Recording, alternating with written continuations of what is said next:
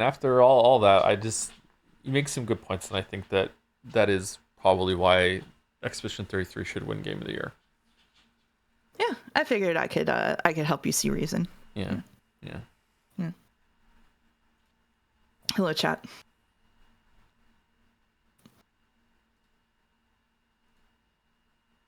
Pop out chat. Okay, OBS is being a little funky, so you guys might see a window you're not supposed to see. So let's see.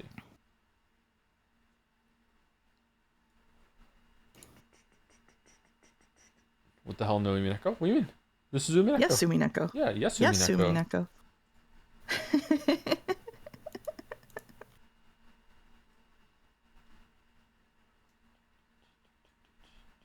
The Rare Mouse Friday Scrandle. Yes, we scran. I am so bad at Friday Scrandle. It's going to be a disaster. It's going to be a Today's disaster. scandal contains a lie we should discuss later. What does that mean? Ominous. Forgot to change the game before going live, pointed the streamer. Oh, it's still Expedition 33. Oh, I'm sorry. Hello, Pichetto.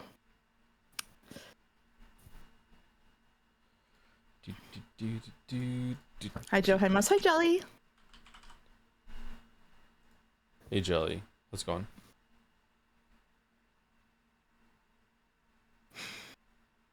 Okay, can I do this without messing everything up?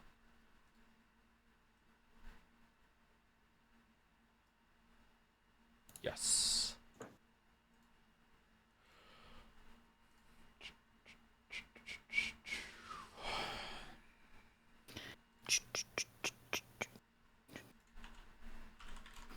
Oh, I forgot to tell you about something. I'll tell you about it later.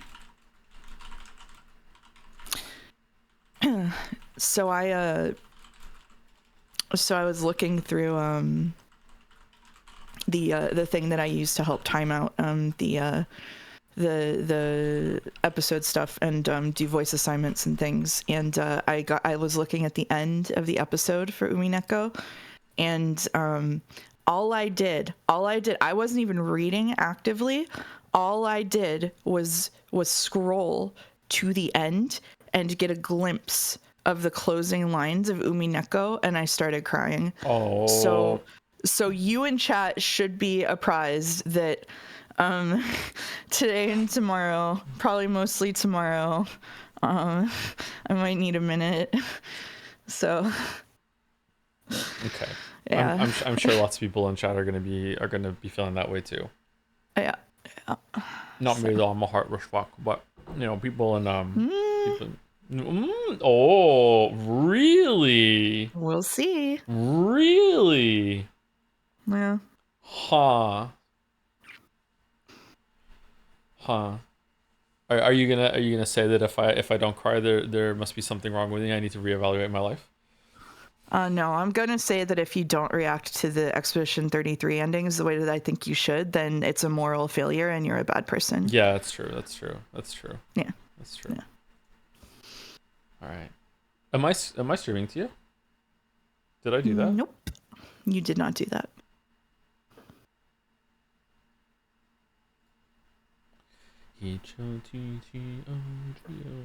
Just felt hot dog in your head. All right, there we go. What if that's the bundle now, and people are gonna be like, fucking cheated? Pre-played. Yeah, pre-played. Yeah. Okay, game dull.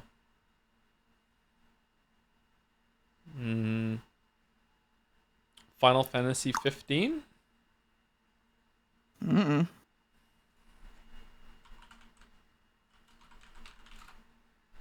I don't know why I think it's Final Fantasy 15.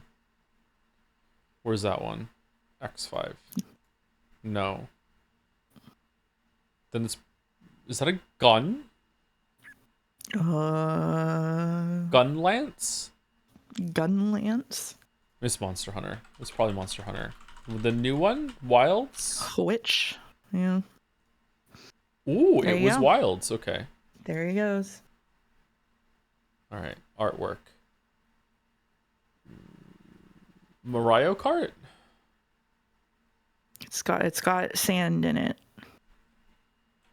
I'm so bad at the Just don't even try. I'm just here to have a good time. Really? It does look like a racing game. Oh, it's like a mini track next to grass. What's is it Micro Machines? Micro Machines. Hot People Wheels? try saying Hot Wheels. Is Micro Machines even a thing? No, it's not that. It must be Hot Wheels then. Hot It Wheels. has to be Hot Wheels. Look at that loop. I built that shit when I was a kid. Unleashed. God damn Huh? it.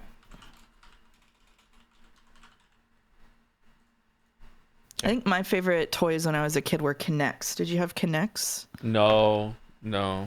It was like Legos, but you can build simple machines out of them and use like rubber bands to make them do things. It was pretty cool. Mm-hmm. They're pretty cool. I never had them. Mm-hmm.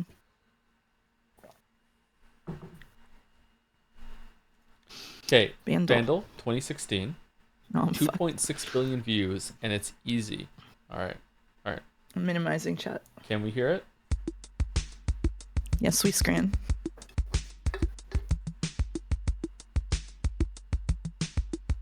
It's Starboy, isn't it? If I know. Yeah. Good job. Nice. Easy for you. Look at me now. Easy. Glart me.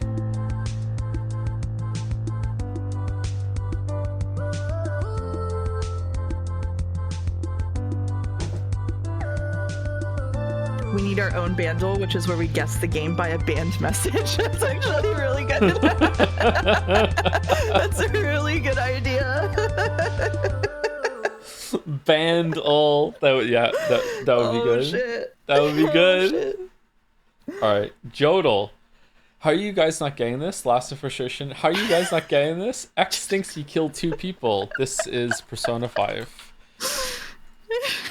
Yeah, I am not The gonna. laughs and frustration. I am not gonna play this one because Why? of it's spoilers.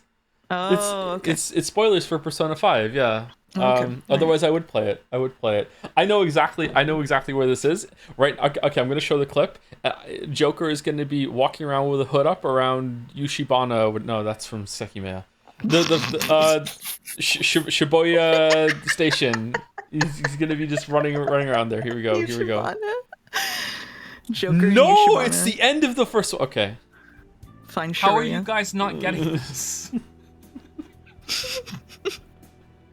How are you guys not getting this? Man, it's been how long? Akechi thinks he killed How 2 long? people. 7 years ago. 7 years It ago. doesn't matter what Shit. the cops think. It doesn't matter about any of that. And it's still just exactly what it was yesterday. Okay. Steam Duel. Why do so many killers have their toes out? 500 hours. This is Dead by Daylight? Yeah. It's gotta be. Yeah. Yeah.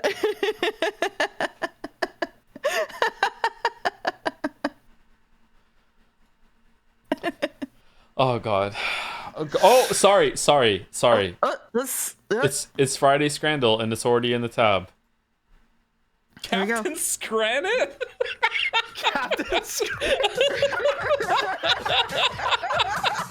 Incorporating all 5 elements of this grand food tree: the mushy peas, fries, gravy, hot dogs, that weird onion bread that keeps popping up every single time. I am Tub of Insects. Captain Scranit rates a euro. Food constitution down to 0. Streaming hours magnified. And he's biting on the unburnt side. Captain Scranit, too much euro. Gonna take food to the safety bureau. Food stock set to all go under. Tom and Jelly's clicks and blunders. Bacon cheese fries versus Tub of Insects? What do you mean? We're the Scraniteers. You can scran it too, cause voting left or right is the thing to do. Brooding and refuting is not the way. Log on to play Scrandle every day. Every day. Every day. Every day. All right. Can we choose it?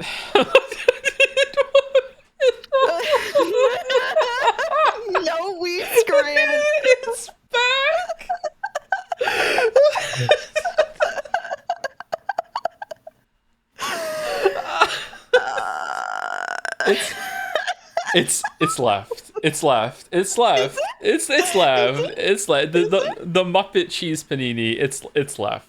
It's left. Okay. It's left. It's left. trust It's you. right. No.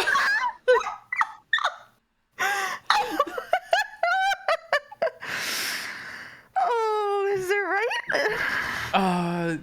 In a just world, it would be right. It would be. In It would be a right. fair world, it would be right. I know that right is very low, but it still looks better than left to me. Left looks kind of cozy with the cheese wrapped over, but like this looks more appetizing. The bun is a little bit toasted. Like it's right, right? This is not a perfect It's world. not. It's not. It's not a perfect world. I have a feeling we might get every single one of them wrong today. Yeah. Yeah. Okay. Yeah. It's, Okay. it's Alright. we're going right. Just yeah. Yep. Oh. Ooh. Okay, so even though the picture on the right is better, I have eaten quite a few poutines in my time. Left is the superior poutine here. Like, easily the left one. However, right might look better to a lot of people that've never had them. I mean, you can't even see the fries on the left. It's just cheese. Yeah?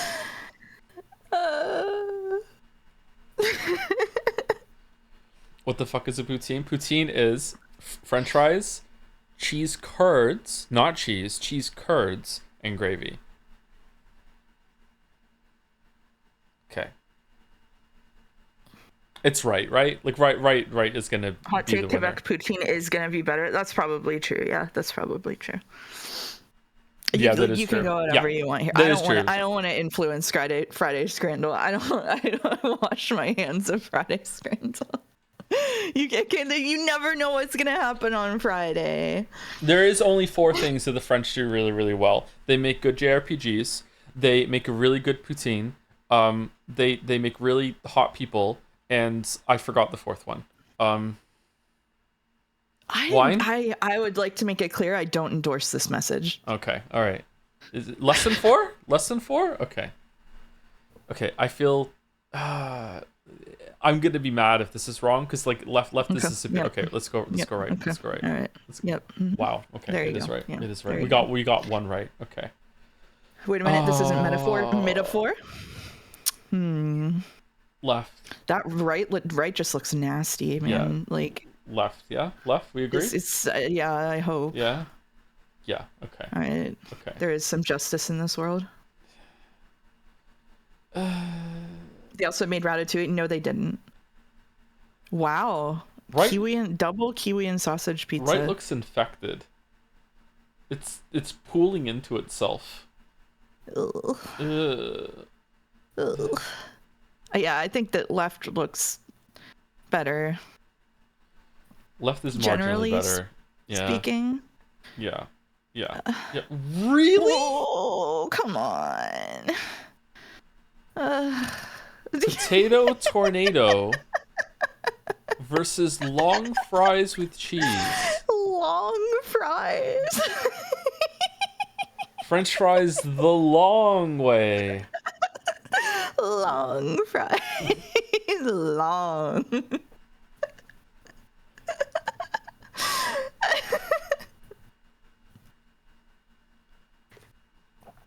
Potato tornado has an aura. Potato tornado has an aura buff. So do the long fries. It looks like Beaker. I think. I choose long fries. I also choose. do. I also I choose choose long fries. I do. choose long fries. I choose long fries. Oh, Wow. fuck off. It's not even a good picture on the left. What the Oh fuck? my god. Why is it? This is the Balder Scrandle on the right. What the fuck? It's also called a cheeseburger, but I don't see any cheese. Where's the cheese? Where's cheese? I'm going left. What do you think? Yeah, go left here. Go left here. Fuck it. Okay. Oh my god. All right. This is a bloodbath. What the fuck? What? Powcom I think left. Chiroko. I think right. Chicken shawarma?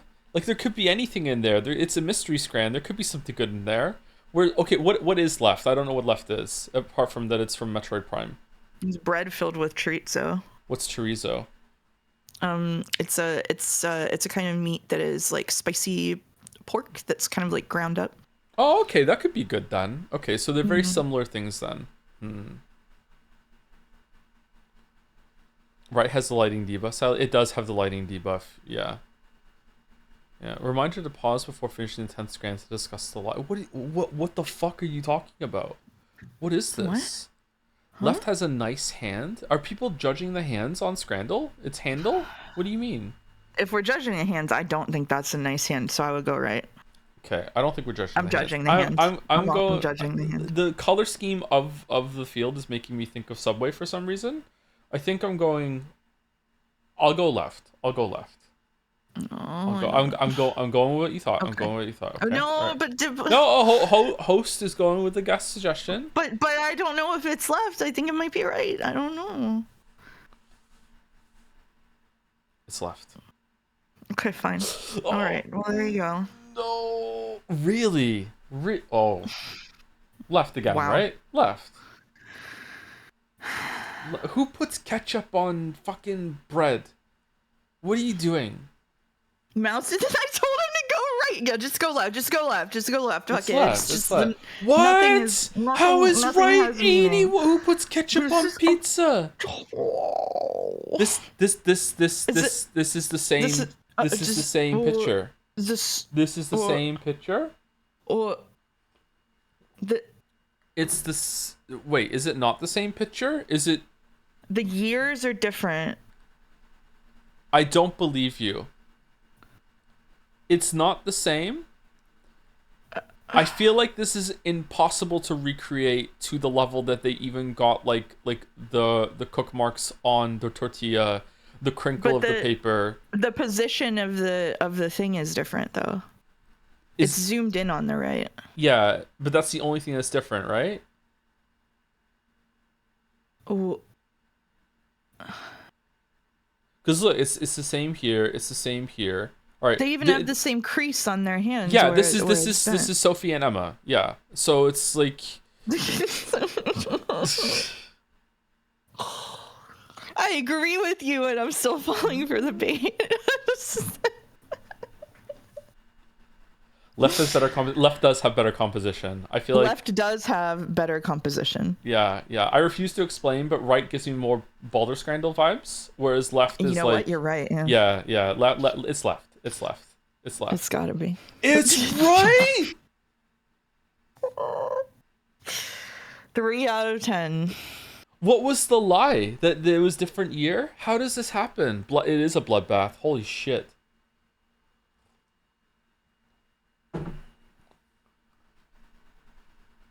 Economy got crashed by mouse. I didn't even do anything. What do you mean crashed by mouse? The 0 to 4 is the winner. Even if it had been, if I went with the tortilla, it still would have been, or the burrito, it still would have been a 4.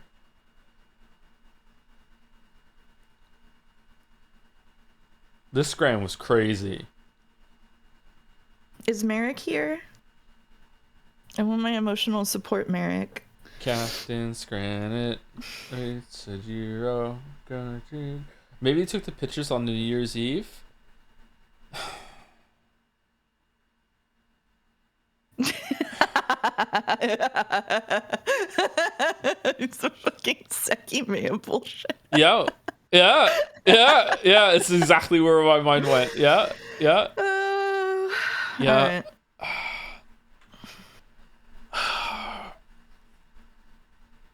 You say that maybe you take the picture take on Christmas Eve and your streamer hits you with this look. Why mouse on 1 HP? I have a migraine, actually. I have a migraine and I'm here. Double streaming. I'm legally obligated to tell you that there are 3 Joseph Anderson crosswords now. Oh my god. Joe is my... Mouse will be zooted. I don't have any medication, so I'm just no. You're not zooted? No, I ran out of my migraine medicine, so I'm fucked. I'm sorry. I thought you were gonna be zooted. No, I might search for it during break, but I don't think I have it. There was a country mouse and a zooted mouse. You thought I was zooted? Everybody assumes I'm zooted when I'm in a good mood. I think it says a lot about how chat feels about women. Anyway. Whoa. Whoa.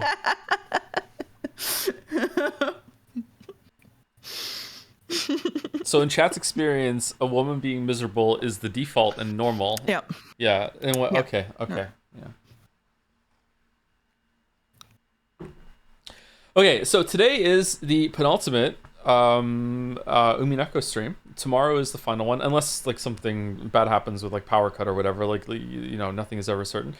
So today is the penultimate one. It is a short stream today.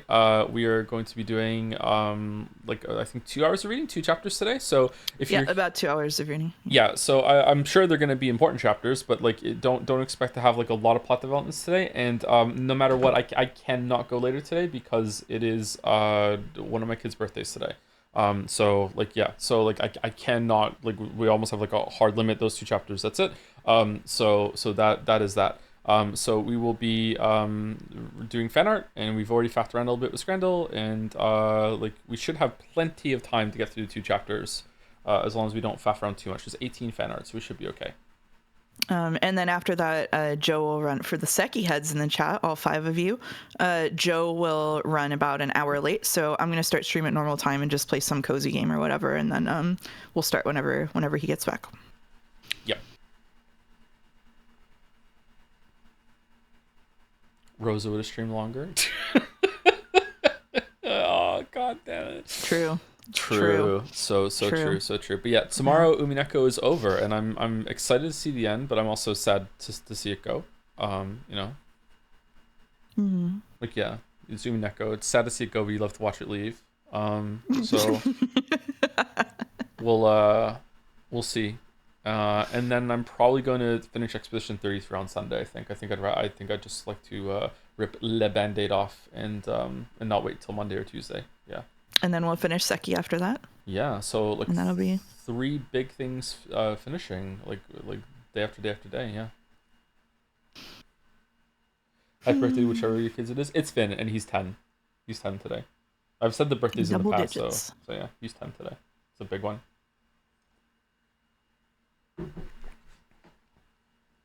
I asked him. I said to him, he got his presents, and then I said, you can have any game on Steam that you want, like whatever game, because you have all the Switch games. We ran out of them. There's no more Switch games to get, and he's like, okay. So it's hours later, and he tells me, I picked the game. I'm like, okay, what game is it? And he says, I want Cat Goes Fishing. Cat Goes Fishing.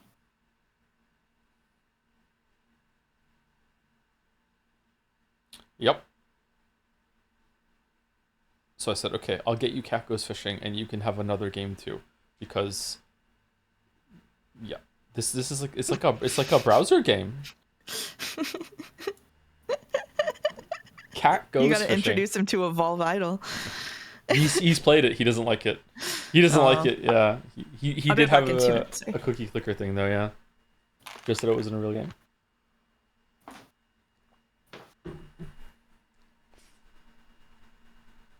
Yeah, damn, this literally is a flash game, huh? Yeah, it is. Yeah, Cat Goes Fishing. How does he even know about this game? I don't know.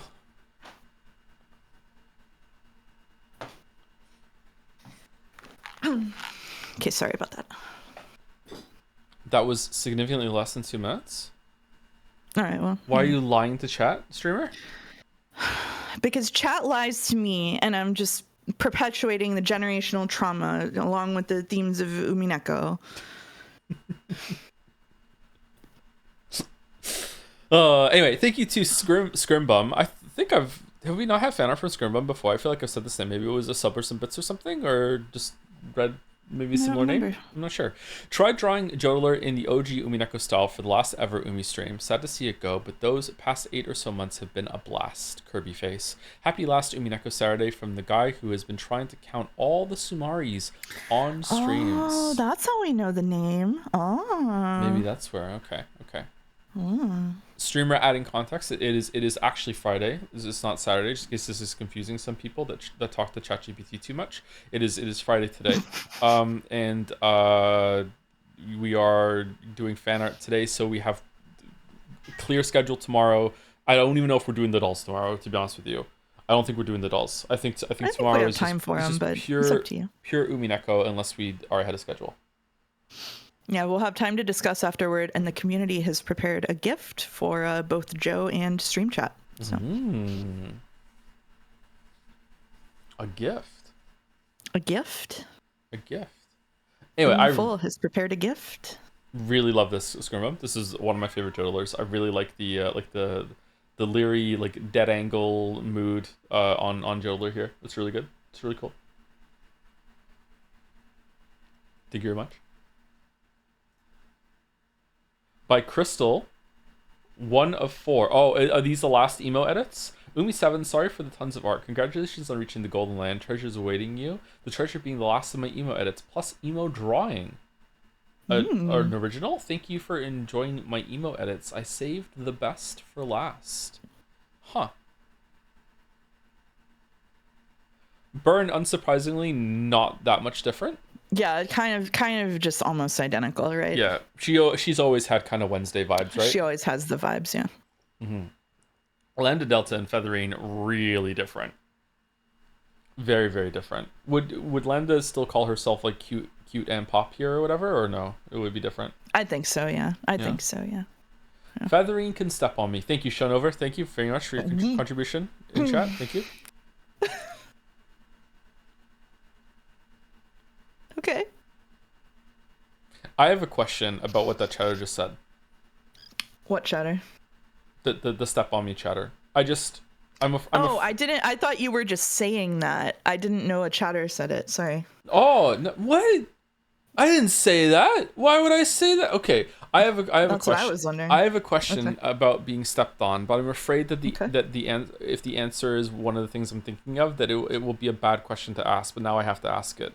When someone says, "I wish you would step on me," like, is it like they're laying down and they're being stepped on like anywhere, or is it like they want to be stepped on in a specific part? A little bit of both, but probably more the latter. Okay.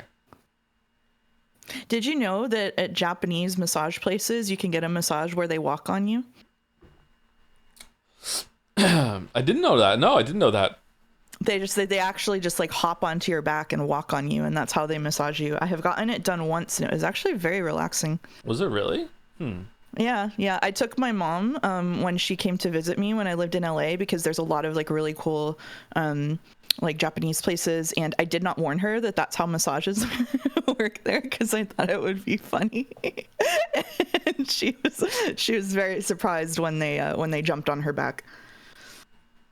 I would be too. I've never gone and had a massage like that ever. Was it worth it? Yeah, no, it was awesome. The spa was beautiful. Everything there was really high quality. Yeah.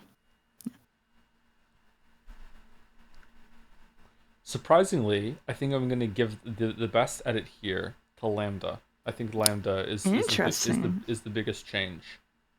And it somehow like suits the whole transformation there. Feathering looks good though. Okay. 2 of 4. That's really different. Is that a... I don't remember that sprite. Is this a double edit with the hair coming down? I don't remember this. I don't know, actually. I don't remember this sprite either. I like Avatrice here. I do too, yeah. Yeah, definitely pulling it off. Yeah. Absolutely. It's an Umi Pro sprite. Is it really? Or has the hair been edited here? Hair over eye, Maria. Crystal, you're so real for this. It's not an Umi Pro sprite. The hair was edited. Okay. That's high effort. Wow. That is very high effort, yeah. The hair has been edited, but it is an Umi Pro Sprout. All right, well, every possibility has now been named in chat. It's fine. Was a country mouse and a city mouse. Oh, she does have the letter in her purse. That's true. Ooh, the deets. Big ribbon around the purse, too. Was the ribbon always there? I don't think so. Very fashionable family. I think this rich people are just more interesting than poor people. I just think that's what I'm learning from all the media. Rich people are just, they inherently have more storytelling value than poor people do, you know? Yeah. All the movements that happened in the past couple hundred years where art moved away from that and focused on the every ordinary man, the farmers and their stories, that we're past it now. We're going back to rich people being more interesting as they always were, and we're done pretending. Yeah. Once more, I do not endorse this message.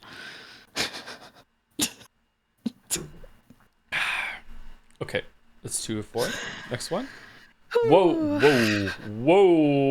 Holy shit. That is intense.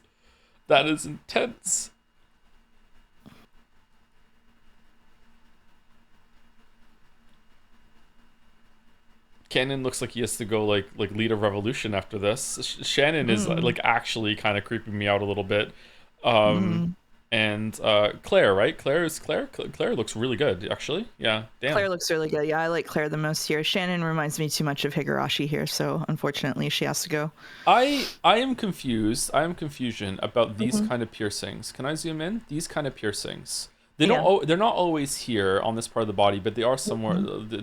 Is there like an anchor that they slot into, or like that's like implanted? No, not really. Or... It's just through the skin. It's Are these connected under the skin? They could be. It's usually like a bar. Like it's usually not like a single one of those. It's usually a bar that goes through the skin, like an eyebrow piercing. Okay. So usually it would be like a set of 2. Anchor. Well, I mean, like how if they're not connected underneath the skin, how do they stay in? Do they just? Yeah. Usually there's 2 connected under the skin. Yeah. Okay.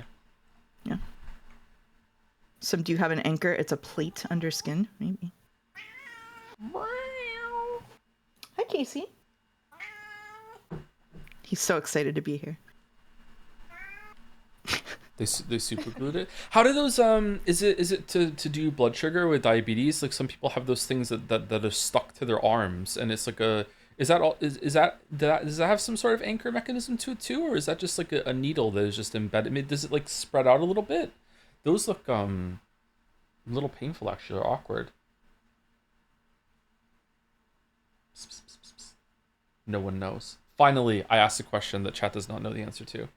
Finally. Mouse, how does the cat get along with the chinchillas? Are they friends? The chinchillas are obsessed with my cat, and he is terrified of them. So whenever they're out in their little, they have like a little playpen, they will run up to the edge and like grab at him with their tiny hands, and he gets really mad and runs away and won't come in the room until they go back.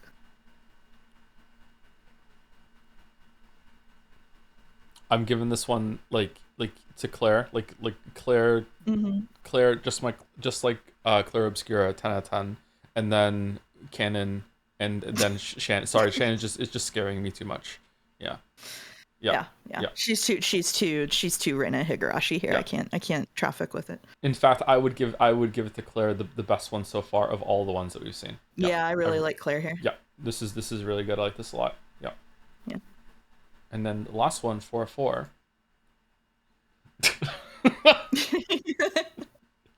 The emo trio. Who took a bite out of the ear? Wasn't me. This is like scarily not far off what I looked like when I was 17. Yeah, same. This also just reminds me of being in VR chat. This is pretty close, actually. Yeah, this is for me, my hair was black and purple when I was 17, so this gets the color wrong, but not the spirit of it. I also did actually do my hair like like this. Like I straightened it and then flicked it out at the ends because I thought it was really cool. And I did wear belts like that, and I did wear. I would have been wearing plaid skirts actually with the thigh highs. So this is about 80% accurate to 17-year-old me.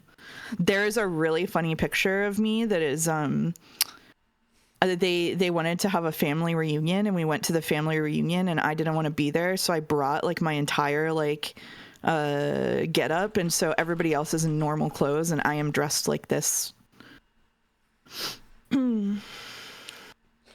I don't have any piercings, but yeah, definitely like lived in a hoodie, lived in like really baggy pants with a chain that went to the pocket, absolutely. My uncle was driving home one day, and he came over afterwards, and he said he called me downstairs to put me on blast, and he said, I was just driving around the neighborhood and I saw a group of teens looking absolutely fucking minging is the word that he said. Can't believe the state of the youth today. And then I looked at one and realized it was fucking you.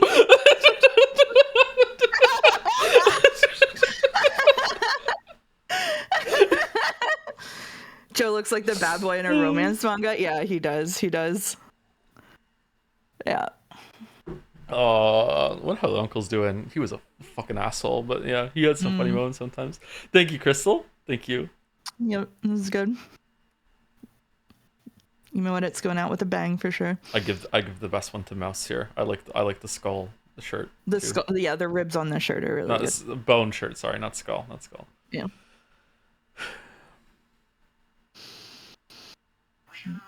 Jelly looks ready to commit a murder, huh? Why is this reminding me of something? This is reminding me of... Is it Danganronpa? It's not Danganronpa. What is it reminding me of? Something. Neon white. It is neon white. I think it is reminding you of neon white. Yeah, it is neon white. Thank you. Jelly looks like a guy... Jelly here looks like a guy I knew in high school who was obsessed with the Joker. Like, the jacket is really giving Joker pilled. Mm-hmm. For sure. It is Joker's jacket, yeah. Yeah. Mm. Would it be possible for Joker to fight Iron Man? What do you mean I knew so many guys in high school? I was like in I played soccer, and I was in band, and I was also in theater. I was a theater kid, so I knew all of the guys from those 3 areas.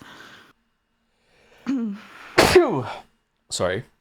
Bless you. Masterful dodge there on the Marvel question. Lurf. More. Is this the Scrandle bit again?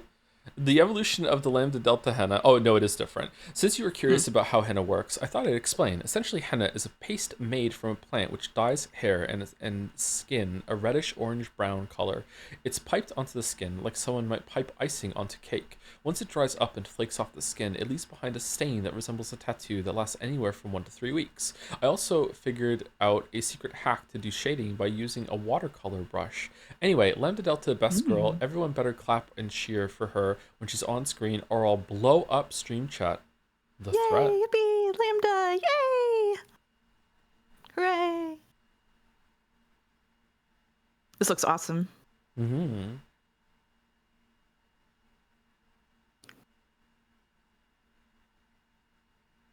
Is getting a henna tattoo in any way enough for you to have enough time feeling what it would be like to have a real tattoo in that area with you like looking at it? I think so, yeah. I think it's a really good way to get used to like looking down and seeing it and that kind of thing, for sure. Mm-hmm. Because I really want to get a tattoo, but I don't know, like it's permanent. Mm-hmm. I get you could get it removed, but like it's an ordeal at that point. Yeah. My attitude toward tattoos and tattoos being permanent is that like the world is tattooing your body constantly, permanently anyway. Like as we move through the world, like we get scars and stretch marks and all these signs of aging. And so tattoos give you an agency over like the history that is written on your body. So even though I have tattoos that I actually don't like very much anymore, it's like a part of my history. So yeah, that's a good way of looking at it. But Jess said, you want to know how I got these scars? I just don't know how I would feel right now if I was permanently scarred with a World of Warcraft tattoo. You know what I mean? Like, oh yeah, that was really important to me, but then later on, yeah. Yeah, for me, all of my tattoos are related to the piece of media that was most important to me at that point in my life. So, for example, I have a tattoo that unfortunately is a reference to like a Neil Gaiman book, which kind of sucks now, but it was like influential toward getting me to go for an English degree. So I don't really regret it or anything. Luckily, you know, if it was like his name tattooed on me, I think I would feel a lot worse about it. But it's just kind of an abstract reference. So, you know, it's like, it's there. Being abstracted is good. Yeah, I think the next tattoo I will get is an Umineko tattoo, actually, but it'll probably be something pretty abstract, like the golden butterflies or something.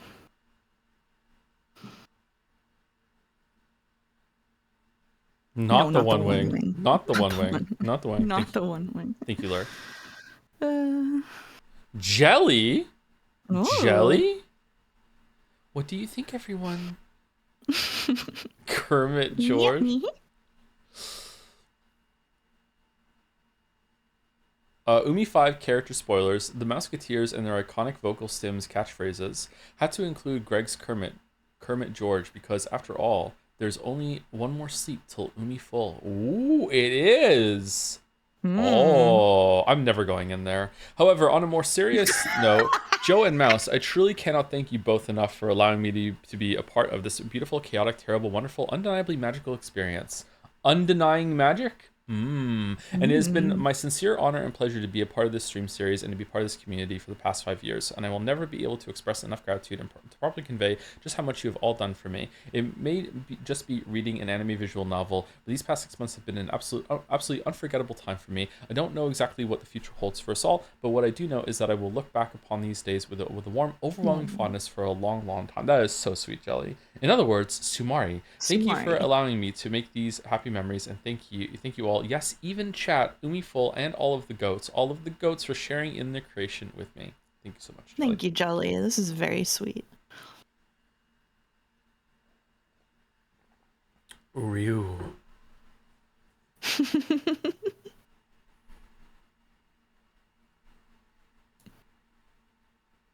What I learned from these polls is that everybody fucking loves Jelly. And you're in luck. Jelly streams too. Go watch Jelly.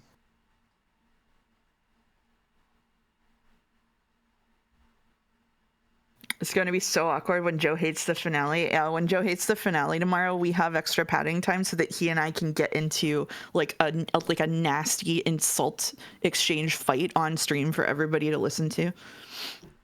We're going to be flinging personal barbs.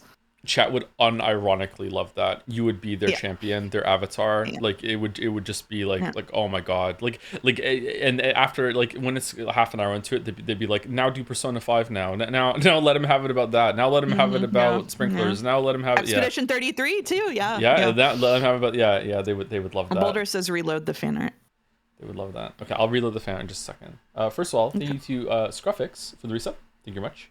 Thank you to Psyok for the resub too. Yes, we scran. Yes, we scran. No, we scrant actually. I eat random berries for the resub. Yes, we scran. How you doing for the resub? Expert still unsure if Umineko is better than Sekimea. That's the mouse of my streams. Oh, it's more Sekimea today. Oh. It is, yeah. I'm sorry to be a whiner, but yes, last Sekimea stream was my least favorite Sekimea stream. Mine too. It's okay. Yeah, oh man. We're almost done. The worst part about it is that I know I don't understand it, so I can't even criticize it. And do you know what that does to me? Don't understand the other things either, but you still criticize it. It's so funny because Joe can't understand it, so he can't criticize it, so it frustrates him, whereas I can't understand it, so I'm like the meditating woman emoji where I'm like, doesn't matter, I simply don't care anymore. I simply don't care. I'm reading the lines and I'm not parsing them and I'm so fine with it. It no longer bothers me. I don't care. Liberate yourself. Liberate. Become zooted. Are you positive on it overall though?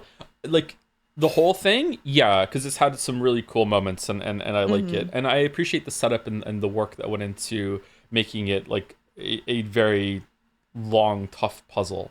But yeah, I was pretty miserable with the content that we were doing last stream. I wasn't miserable with the stream itself. Like it's always a good time, but like the content itself was making me kind of miserable. Mario the Mayo says, imagine getting checked out after 20 hours and you still got to read it. I'm checked out after 80 hours and I still have to read it. 20 hours? What are these baby numbers? Yeah, 20 numbers? 20 hours? 20 hours was just Shiroya City. What are you talking about? It was just one part of it was 20 hours. We're on stream 18 of the Sekimea.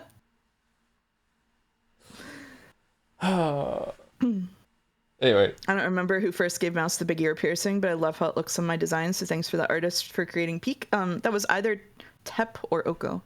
The big barbell combination there. of the two. Yeah. Yeah, the big barbell. Last two before I refresh and show some more art is a thank you to Elsa Hart for the resub, 17 months, and Oni Fam for the resub 2. Hi Joe, I'm still catching up on one. Oh, it's on the Umi VODs. I'm close behind, but still want to sub and thank you for doing this playthrough. Oh, you're very welcome. I'm surprised we got to the end.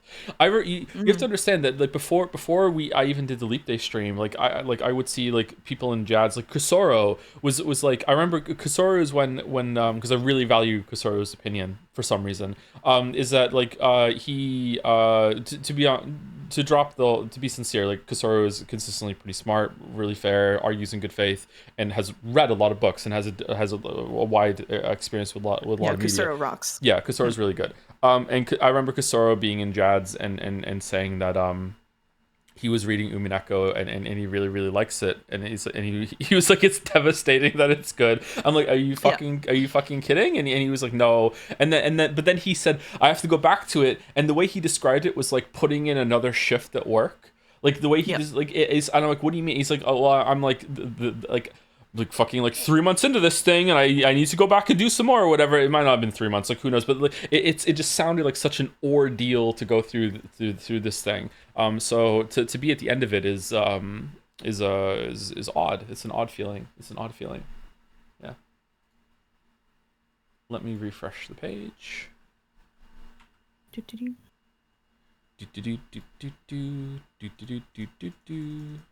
20 fan right now. Whoa, oh.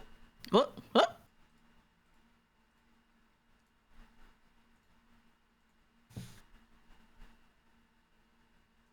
Thank you, Jelly. Oh, holy shit. Whoa. Binary and Love. Can you name all the Chans? I can't believe Umineko is almost over, and I am so grateful for the streams and the community for bonding over this crazy VN. I have enjoyed countless hours of theorizing, chanification, and scrandals with friends, and this piece is a celebration of that. Attributions in image 2. Like, of all the Chans? Okay, so this is... see. Tub of Insects Chan. Yeah. Is that It's not Joms, is it? What's that? That looks like Sakutaro. That was it got like a one-time fan art of Sakutaro, I think. We know Nanjo, and red and blue Truth Chans below him. That's just Umineko Chan, isn't it? Is that what they called it? Is this Sumari Chan? That's Shokun. Shoku? Sumari Chan is on the left of you. Oh, I got there you mixed are. up. Yeah. Is it just Piss Chan? Is it just Piss Chan? It's Golden Truth Chan. It's Golden Truth Chan. Golden Truth Chan. All right. And I believe that is Chessboard Chan. Chessboard Chan. Yeah. Is there is Chandelier here or no? Hiding somewhere? I don't see Chandelier. What are these on Joler's fingertips? Claws?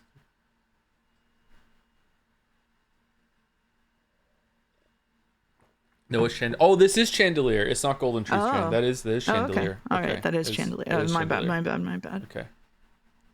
Bandages from cooking too much.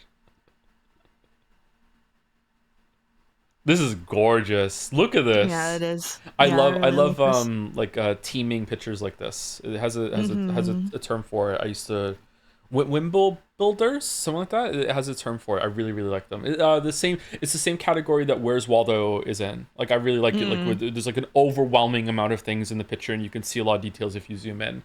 I really like those a lot. We're actively getting new submissions for fan art. Maybe we are gonna have to do some fan art tomorrow then, Mouse. Maybe. Yeah, that's fine. If it's only a couple of some brief fan art, yeah. Yeah, we can do some brief fan art. Labelless out of 2 from Binary and Love. Is it because it's there we go. This is where the labels are. Yeah. Tovin Sex. Saku Joms, Nanjo. Yeah, Saku Joms, that was it. Sho-chan. Yeah. Sho-chan, yeah. Sumari-chan, Chessboard-chan, Chandelier, Umineko-chan. We got him. Yeah. We got him. Yeah, we got him.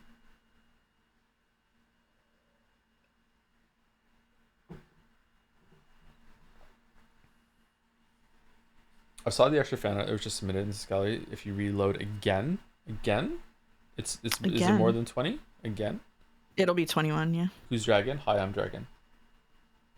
Thank you, Philippe R. Machado for the resub. Yes, we scran. Thank you. Yes, we scran. Guido Tasson for the resub. Hi Joe, finally decided to write something along with those messages. Premium sub privilege, so rigged. Found your streams from Danganronpa clips, then watched full VODs of all 3 games in 2 months. But anyways, I want to thank you for all the wheezing over the years. Oh, you're very welcome. Sometimes we get pretty funny here on the stream. Yeah, the yesterday's stream was really fucking funny. I had a great time yesterday. There used to be, are they back on YouTube? So I can't remember the name of the channel, but someone made some really good highlights of the Danganronpa runs, and I think they just nuked their whole channel at one point and they're gone. Maybe it's those ones that you watched and they're not around anymore, but they were pretty good. Okay, McBlaney. It might be that actually. Yeah, it might be that. Loved yesterday's stream. Yeah, they're gone. Are there any like mirrors of those? Because those were some really good highlights. Yeah. I've never been more right. Just to be clear, that was like a moral condemnation, not really about the story. Yeah, it's even worse. Thank you, Potential Pizza, for the resub. Watching you read Umineko has been an incredible journey and one I'm sad to see end. I'm happy to see you reach its finale. Anyway, almost every time I've sent a bit or sub message, you read my name and said, I should get pizza tonight. Did you do it just now? I did not. Probably because I just had food. But no, I can't have pizza tonight. It's going to be McDonald's tonight. But yeah, no pizza. Maybe pizza tomorrow. Have you actually gotten pizza any nights because of it? Half yes, credit. I absolutely have. Yes. If so, I want the pizza places to pay me a commission. It's a frozen pizza from Costco. I can't do it. I'm sorry. If I did get pizza, it would be Freddy's Pizza. Norms, never. That was Norms. good pizza. Never Norms. It was good pizza. Yeah. Thank you, Iron for resub as well. What would Battler's favorite pizza be? Definitely like the stupid bullshit where you get like half the pizza a certain topping so he can flip the chessboard and have a different experience. Definitely. Did Potential Pizza sub while you were here, and did we get pizza because of that? Maybe that's probably, yeah. Then it was probably. Freddy's. Thanks, Potential Pizza. Domino's because he's an Usher and me. Okay, all right. Take your fucking +2. Take your fucking +2. All right. Thank you, Binary and Love. I really like this. Could be a poster. By Meeks. Why is that hard for me to say? Meesk. Been a lurker, but here's a Willian. Oh, that's Lion. The ship name. Okay. I've been working on for Umineko finale weekend. Really glad Joe decided to read Umi because I got to experience a really cool story I wouldn't have otherwise. These two are definitely shipped. Yeah, for sure. Yeah. Yeah. Very common ship. I like the two of them actually. When I was reading this, someone tried really hard to force this ship on me, and so I denied it out of spite, but I think they're cute. Based. Yeah. For the characters that are introduced so late into the story, I like both of them quite a bit. I'm surprised how much I like both of them. Yeah, I like Leon a lot.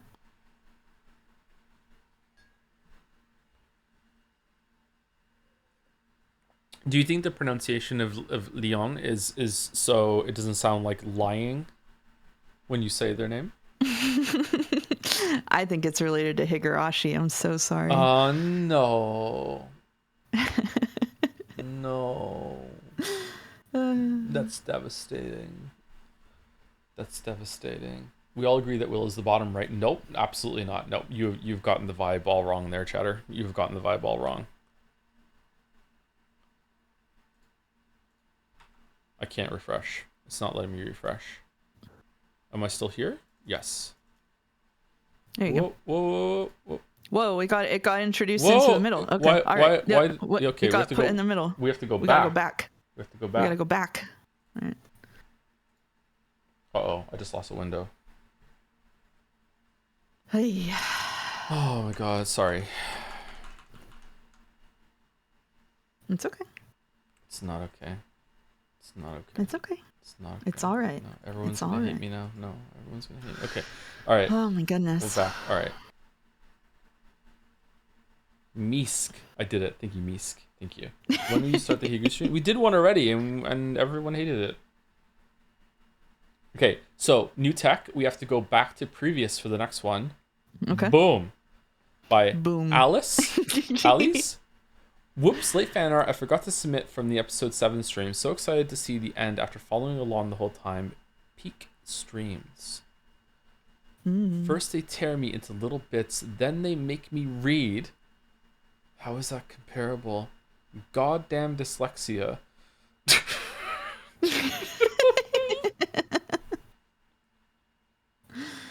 This burn is very cute. I've been a witch the whole time. Game board changer. Burn and the boys. The boys. Not copium, just seeing with love. Aw.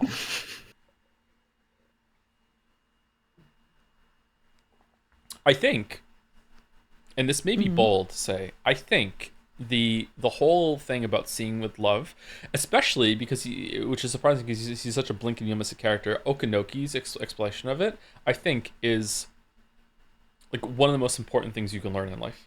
I think it is like universally applicable to so many different things, like in many different situations. Like I said universally, but like I don't like speaking in absolute, so then I just qualified it immediately afterwards, which I shouldn't have. But yeah, it's it's something you should take with you if you weren't doing it already.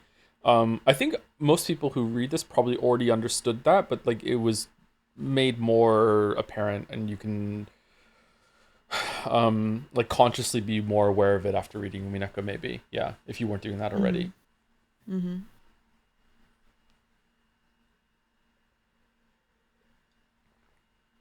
Okanogi based, yep. What exactly? Seeing someone with love or seeing it without love. And seeing someone with love is not always a good thing. If someone is being very mean to you and you love them, you might put up with a bunch of stuff that you otherwise shouldn't. Similarly, if you don't see someone with love and someone's actually being really nice to you, you might see it completely differently. Like your perception is very, very important. And I think you can consciously change it sometimes as well. Yeah. But like not just in terms of like interpersonal stuff, like even online, like how you view someone on Twitter, how you view like a politician. That's why Okanogi said something about that. You know, like yeah. You have to understand that other people are doing it at the same time too. Everyone is always doing this. I had the same experience watching Orb. Thank you, Alice. By Epic. Whoa. Hello and good day, Detective Frodo Erica, at your service. Umi Sixful sneaking in a fan art for the Umineko streams. I'm glad Joe enjoyed Umineko so much. We had lows and peaks and sometimes the abyss that stared back. But at the end of the day, the true magic was the friends we made along the way. True. And the friends we murdered. Yeah. Epic is still owned, by the way. Still? Yep. Still owned. Yep. Epic, we made Epic into a mod of the Umineko Undercourt server and as a joke, and then just kept him a mod, and now he's like one of the most active mods there. So who's owned in the end, really? Has Epic been informed that if they stop being the most active mod, they will be demodded? Like, is it like on a treadmill sort of thing? I guess they just were. Yeah. They just were. Is this a ribbon or is it a secret decoy? Can it be both? Can't we have multiple truths? No. Okay. What were these last 6 months for? I learned no lessons. Thank you to Renovan. Can't teach an old 26. dog new tricks, I guess. So, and I'm like the oldest dog there is. Thank you, Renovan. 26 for the bits. Captain Scranit. Thank you. Thank you, Fidais for the resub. Hey, hi, Jodler. It was pleasure sitting here marveling on your similarities with all so different characters of Umineko. Tell me, have you by chance worked as a social worker, or have you been a writer your whole life? Oh, neither. Oh man, fucking hell. I would be a terrible social worker. Thank you to Skunky Emerson for the resub. Can't wait for today's Umi stream. I hope Swiper the Fox is in it. Oops, I meant Ferodo the Erica. Swiper no Swipey? Swipe. Wow. Or as Jelly would say, wiper no wipey.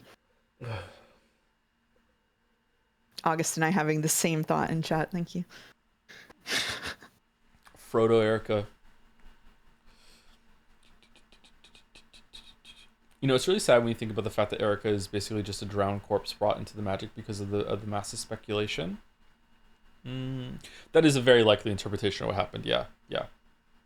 Did Jelly say this last stream? Jelly's proposal that because of what we learned about Angie, that maybe Erica didn't fall, she jumped off the boat. I don't know if that's right, but that is like, I don't care. It's still interesting enough to think about. Like, yeah, that's really cool. I think they pushed her off the boat because she sucked. Yeah. Yeah.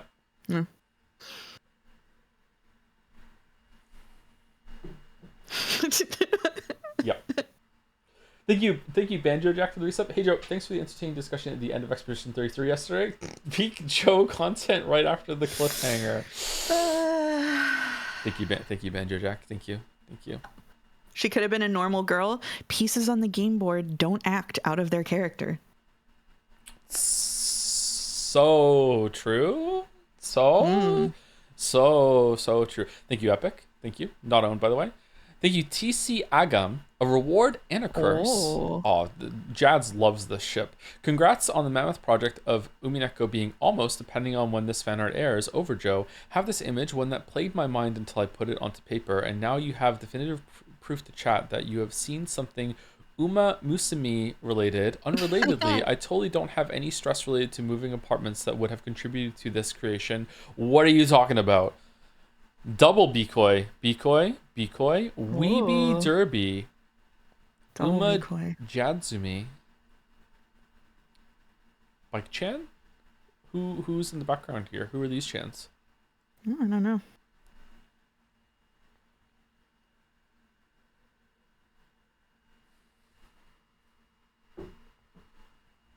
They're horses? Of courses. They might just be normal horses. This game has done irreparable damage to people if they describe that as normal horses. Yep.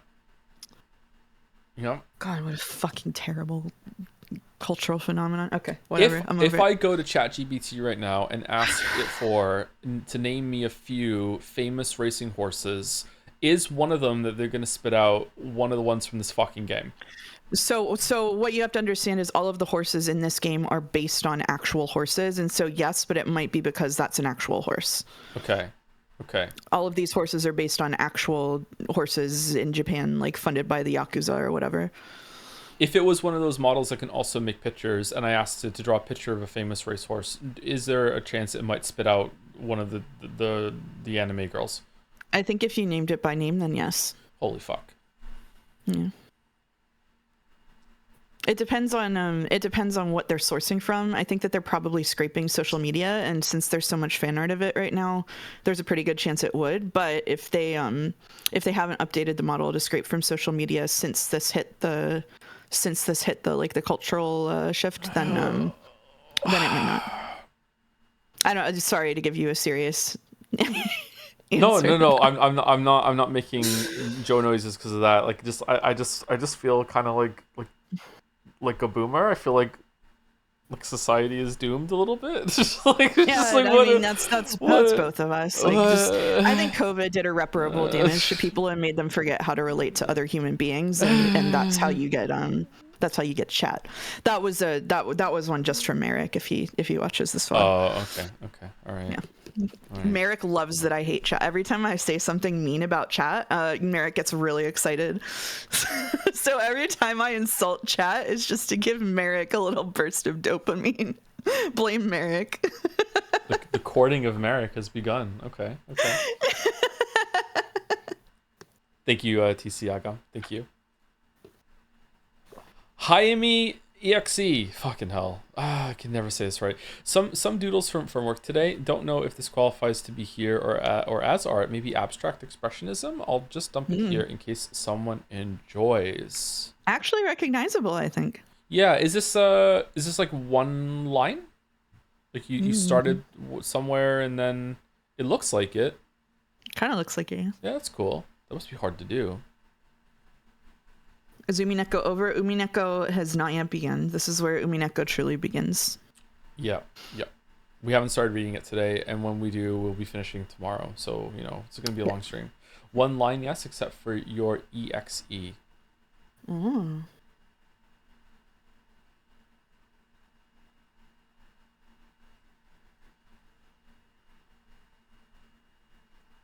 Thank you to Frickrix.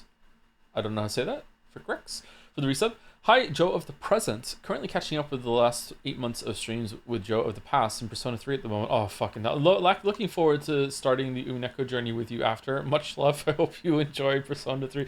I thought the streams were a lot of fun, but they have become controversial, unfortunately. Yeah. I don't think we're going to do the answer, though. I think maybe the ship has sailed on that one. But I don't know. There's always a chance. Feels like came in was fun. Yeah, I had fun too. Yeah. Thank you, Stickley's Kingdom. There we go.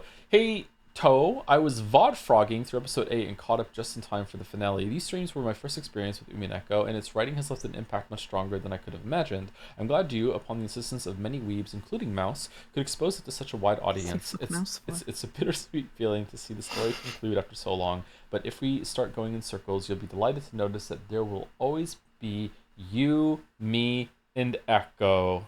Great. Perfect. That legit blindsided me at the end there. I was not expecting that to happen. Mm-hmm. Okay, well done. Mm-hmm. Well done. Again, I'm gonna say this in a condescending, disparaging way, just to be funny, but it remains true. If you really enjoyed Umineko and this is the first time that something like this has ever resonated with you, I cannot recommend enough books. Books really good. Books good. That's other media good too. Don't get me wrong, but books good. This is what good books can do. There are bad books too. Don't get me wrong. Yeah. But yeah, good books. Ancient internet meme reference: READABO.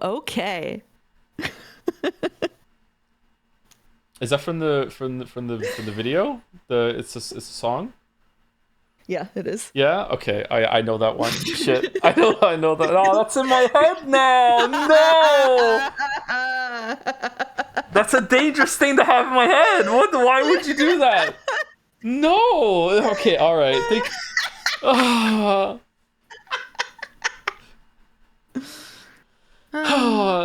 Thank you, Jim the Band, for the resub. Thank you very much. With two dancing drums. Thank you, Jim the Band, and thank you, Paust, for gifting a sub to. No, continuing the sub from a gift. Thank you, Paust. Thank you.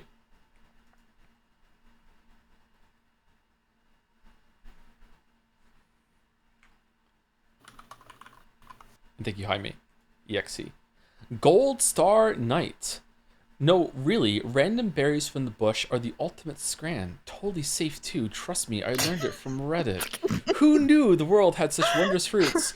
Yusuke, no! Another decoy. This is a friendly decoy. Yeah.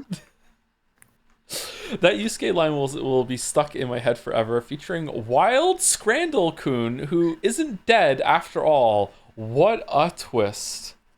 What a twist. What a twist.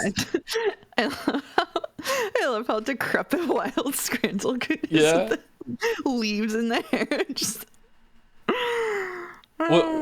Giving me the vibes of what's that gif with the witch going down the trap door while cackling, like is that from Sleeping Beauty? I don't know what Disney movie that's from. That's what's reminding I think so. How's he still alive? I killed him as an author. Oh no. Multiple truths can exist. That's what the last fan fiction. Yeah. Fan fiction. This fixes Wild Scrandle-kun's story.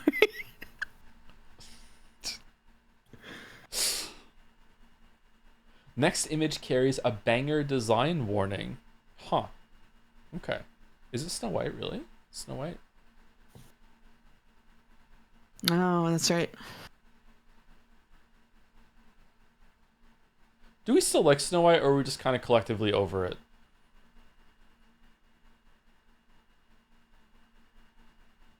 Use the Sekimea to save Scrandle-kun. Oh, okay. What do you mean? I feel like Snow White is one of those classic stories that everyone's just kind of like, meh. I feel like it doesn't come out anymore. Like, people don't talk about Snow White. I don't know. I personally am a big fan of fairy tales and folklore, and Snow White has some deep roots. So I put it up there with like Little Red Riding Hood and East of the Sun and West of the Moon. You know. I like fairy tales too. Yeah.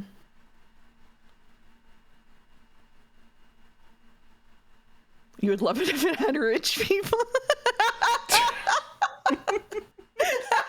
True. Let's rewrite Snow White so that she's rich and is generational trauma, all about like the rich funding their beauty treatments or something. There we go.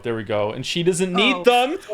She doesn't need them, so she doesn't need the money, so she can break away because she's there we go. We did it. It's much more interesting now for the modern age. Done. I thought she was. No, Snow White's just some random peasant girl, isn't she? And that's why the queen is upset. Isn't she a princess? No? Is she? Snow White's not a princess, is she? She is, yeah. Is she? Wait, really? Yeah, she's the king's daughter, and her evil stepmother is mad that she's so hot. Oh, is she really? I thought she was just. I thought like mirror, mirror on the wall, who's the fairest of them all, and then like the mirror just like yeeted itself to find some random woman out in. I think it depends on. I think it depends on the telling. I think that might be true in the original fairy tale or some variant of it. You might be thinking of a different variant. Yeah. Oh, okay. All right. Maybe it's a variant. Let's go with that because that gives me plausible deniability. I wasn't just getting mixed up with Cinderella, like chat just said. Okay. All right. Cool. All right. Thank you, Gold Star Knight. She came down in a bubble top. By Fishbone. Mr. Doll's opening act featuring Glorp. Whoa. This has some like Kraus meets like Harry Dubois vibes. Yeah, it does look a bit like Harry Dubois. Yeah. He's hitting us with the expression. Whoa. Yeah, that is the expression. You're right. Oh, he's got a tie too. I'm very proud of it. Haven't drawn consistently in nearly 2 years, so doing this I pulled an all-nighter and grew my drawing calluses back. Ignore the fact I don't have a consistent drawing style. I this can't is tell. better than I could do in my wildest dream. yeah. I cannot tell. I have no notes. Yeah. Damn. His name is Tequila Sunset. His name is Raphael Ambrosius Cousteau. Thank you, Lemonos. Oh my God, Lemoncito for the resub. Hey Joe, could you please stop streaming for a month so I can catch up with Expedition 33? We're gonna be done. One more stream. I'm gonna bang it out. Even if I have to stream for 12 hours, we're done. One more stream. Thank you. I need to know the ending. Thank you, Tora3Tron for the resub. Happy 7 months. I hear people calling this the end of an era, but I feel Umineko started an era, and I don't think it will stop, but pave a way for a new Joe and streams unlike any before. I'm going on a week break. I wanted to inquire about my last sub message on Kiru's VA anime boy band, and if your thoughts on the song I recommended, Hypnosis Mike's Faces. If you haven't, if you haven't, I heavily recommend checking it live with reactions. For chat sake, best of luck today and tomorrow. I'll try my best to tune in live. I don't know how I feel still about like just playing the song on stream and listening to it. I don't know how I feel about that. Is he actually going to week break? I think so. Yeah. Yeah. Can we have a sample? Is there a link? I did not listen to this. I don't. Oh, did I? Maybe I did listen to it. And I was like, I can't hear Kiro in it. Just like a frame of music? Exactly. Just going to Rakunjima? I want to go to Rakunjima. This was a while ago, right, Tora?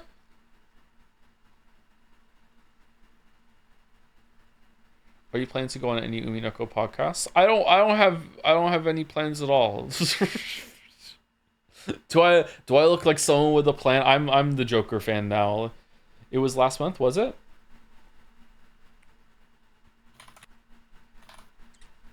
He'll cry too much and need a week to recover. When they cry. At the end of the story, you become the seagull. It's been building this the whole entire time. Thank you, the Knower999 for the resub. Hey Joe, this message is dedicated to Jelly, who wondered about the meaning behind Burn's name. According to legend, in 14th century, a man named Bohemond II fell ill while he was staying around the town of Bernkastel. Nothing was able to cure him. At one point, he started drinking the wine of Bernkastel, and his health gradually started improving. Then he made a full recovery, even though nobody knew exactly what was wrong with him in the first place. In other words, Sumari, a miracle happened. So some guy named Bohemond II was an alcoholic and went into withdrawal when he stumbled into Bernkastel one summer. And it wasn't until he started drinking again that he bounced back. Okay. So you're being such an Erica right now, dude. Yeah, I'm being such an Erica, yeah. What do you think, everyone? Jesus. What do you think, everyone? It's actually the case, by the way, it could be the case that wines then were much more fortified, and so there could have been essential nutrients he was missing that were in the wine that he got. Who's being the Erica now? I'm being a better Erica. No, you're being the Erica that has an answer but views the story with love. Okay. All right. Not owned at all. Oh, there's a second one of this. Second one. Whoa. Okay, that was Briola Sun. Now, my dear Joseph, do you remember this one? Is it Scran, sir? Joisms. Younger Mr. Dulls and Baby Glorp. Aww. Oh, Fifi's right. I wasn't being an Erica. I was being a Jeremiah. Oh. Thank you, Fifi. This is awesome. Look at Baby Glorp. Mm-hmm. And the little paw. Oh, Baby Glorp, dude. God, fucking Baby Shark. Okay, hold on. Take Baby Glorp home. Okay. I recognize this hot dog. I do not recognize the ghost in the chips. What's this one? Halloween Scran prediction. Oh, Halloween Scrandal is gonna go so hard. Oh man. Do you think they're gonna have like themed for the whole month, or is it just gonna be last week, or just on? I think just the last week or something would be cool. Yeah. That's a Persona reference. The costume stores or the seasonal ones are already popping up in Moncton. Spirit Halloween. Ghost in the Chips is the version where the major is a fry cook instead of a government assassin. Is this some wee reference I'm too normie to understand? I don't know.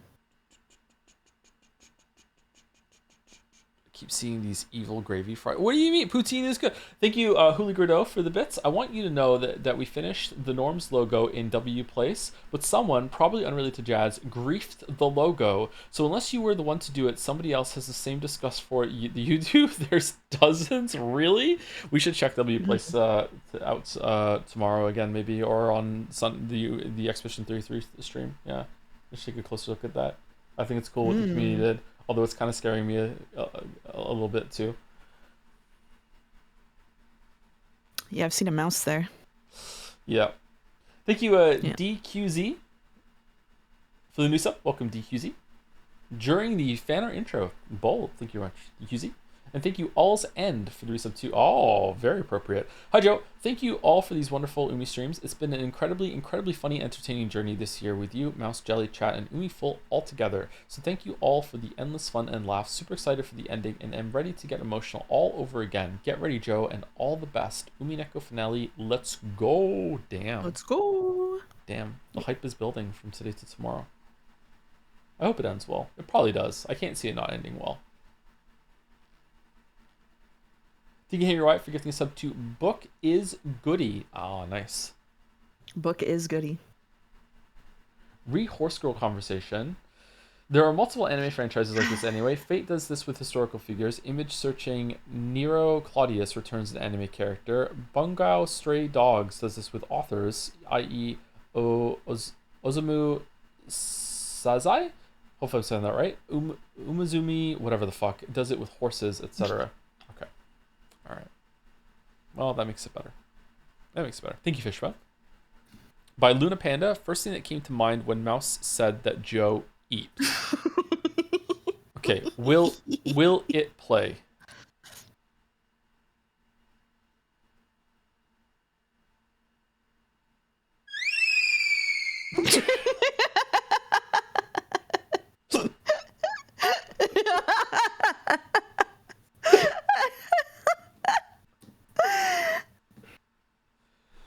Was it like that? It was like, but lower pitched. It was like a very sharp inhale. It was like. Okay, I made a lot of noise. Like the end of a hiccup. Chris must have killed it a lot then. I don't know. I made a lot. I made a lot of noise. Yeah, like Chris. All I heard was. it was a full blown like 4-second freak out. Like I was swearing. I was like jumping. Like I was. Yeah. Like.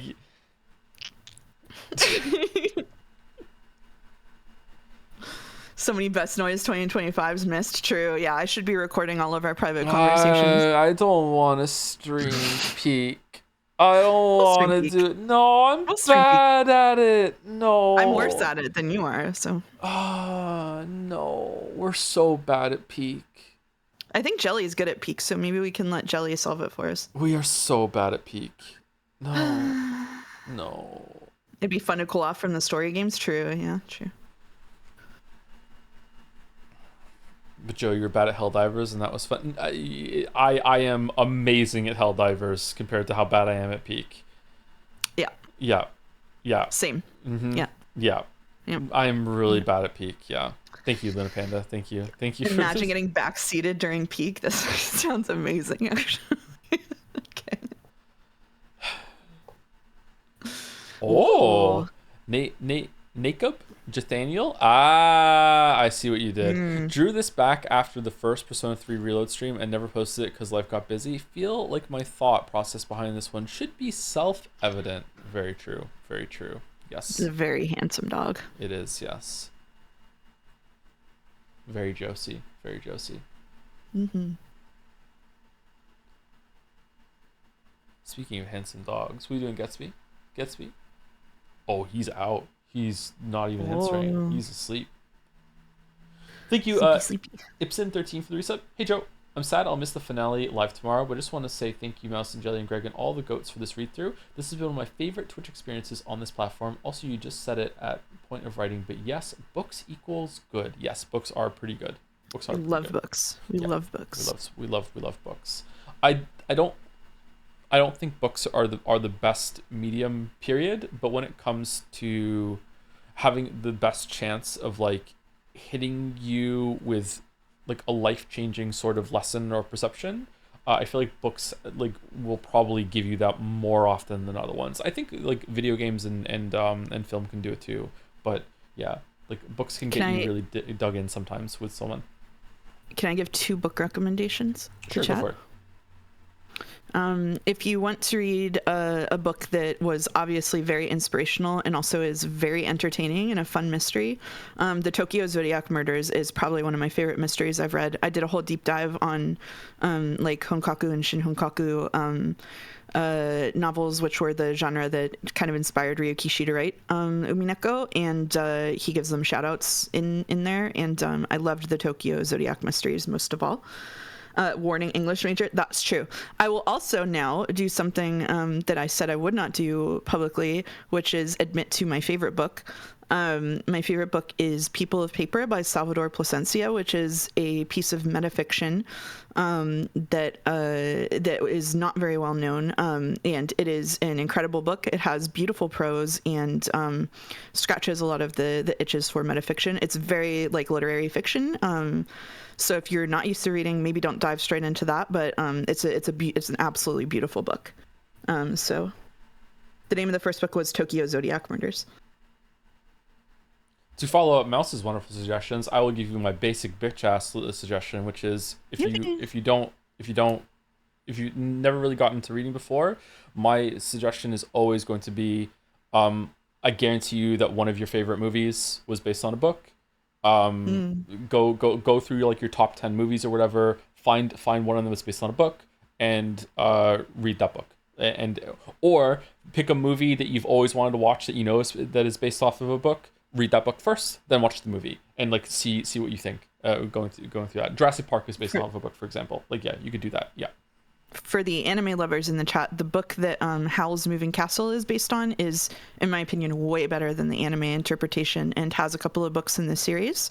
So if you like YA stuff, Howl's Moving Castle is actually amazing. Diana Wynne Jones, who wrote it, was like just like a mainstay of young adult literature that is super literary and really well written and interesting. She writes a lot in like her forewords about how she based it on a lot of folklore and did a lot of reading into like myths and legends. And Howl's Moving Castle is incredible as a book. So, yep. I didn't know that. Wait, Drive has a book? Drive is actually based off of a Reddit comment. So you can read that in an afternoon, and then you can go and see how the movie stacked up to it. Thank you to Non-Scaled for the reset, the last one on my list. I'm going to miss tomorrow's finale, so I just want to give an early congrats on making it to the end of Umi Who Gives a Fuck. Oh no, I did say that, didn't I? And a sincere thank you for introducing me to this unforgettable story. I wouldn't be where I am now without it. Aw, damn. Glad you enjoyed it, Non-Scaled. Umi Who Gives a Fuck. Oh, so true. Mm-hmm. Yeah. Umineko would have been better. We're already with the Nekos. Here they are. All right. Thank you, Nakeup. Lemonade. Lemonade standing. Joe and Mouse, after the VNs are done, had to add my version of Shiroya-esque lying on the floor fan art featuring fire-breathing mouse. Seki Mega spoilers for the last one. The last one is Seki Mega. It's Jover. It's Jover. Next we can read Higura. No, we're not doing it. Suspiciously jelly-shaped Twitch chat. Mm-hmm. Jelly should read Higurashi on stream. Yeah, Jelly can stream Higurashi. Jelly should do that. Yeah. That'd be a good... Yeah, that seems like a Jelly thing. Good. No, because then I might have to come on and read something. No. Already said. Okay, good. All right, good. Okay, fucking hell. You can say no to that. Okay, yeah. No, I couldn't. No. Okay. I'll do no. Why would you say that out loud? Okay. All right. Well, I'm not going on there. Fuck that. I have boundaries. I almost said a Sekime spoiler. I need to pee. That's also a Sekime spoiler.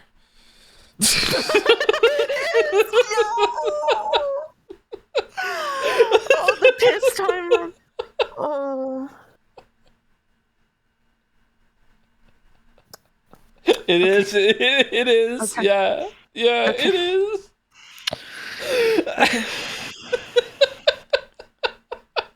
Okay.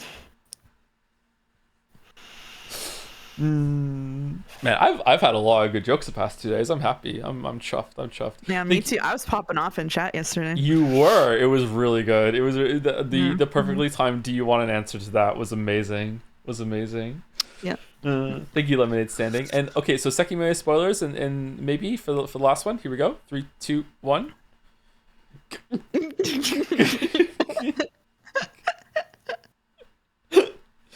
Kate in the world of Kate's imagination. Kate in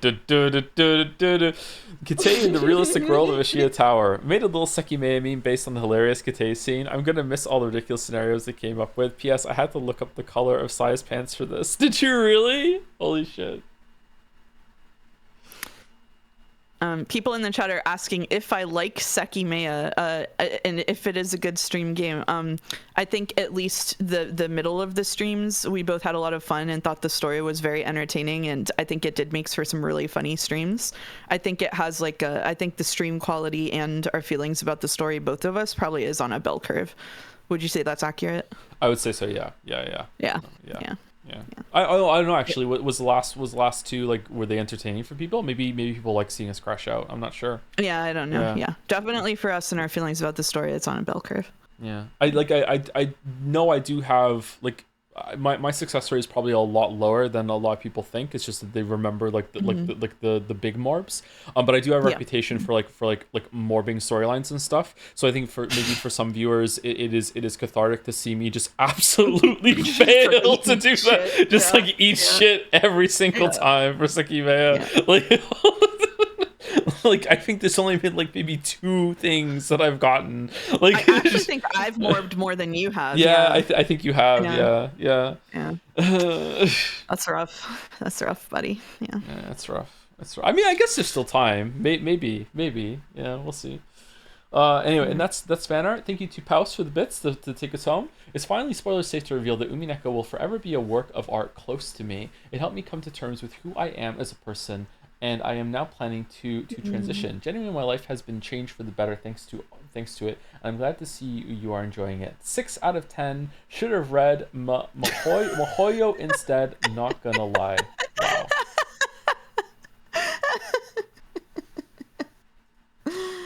Wow. Thank you, Paus, and all the best. Okay, and now we get to play the game of Did Joe remember to launch in administrator mode? Yeah. And we should take a break before I start reading you, and then just kind of read till the end. Yeah, let me get Umineko on the screen though, if you don't mind. No, I do mind actually. You do? Okay. Yeah. Okay. I'm still doing it. Sorry, I'm still doing it. I have to scroll up past the wall of stuff I sent you about E33 to find the voice assignments for today. It's not even a bit this time. It was a lot. Yeah, it was a lot. I sent a lot of feelings. She really let me have it, chat. Yeah. Read the E33 feelings. I could if you wanted. Okay. It would be spoilers though. Instead of going in, we should put some music on. I don't give a shit. Dead Angle has become one of my favorite tracks of anything ever. It's so good. Oh man. The vibe. Immediately. Okay. Whoa. Can we hear it? No, we scrant if we're me.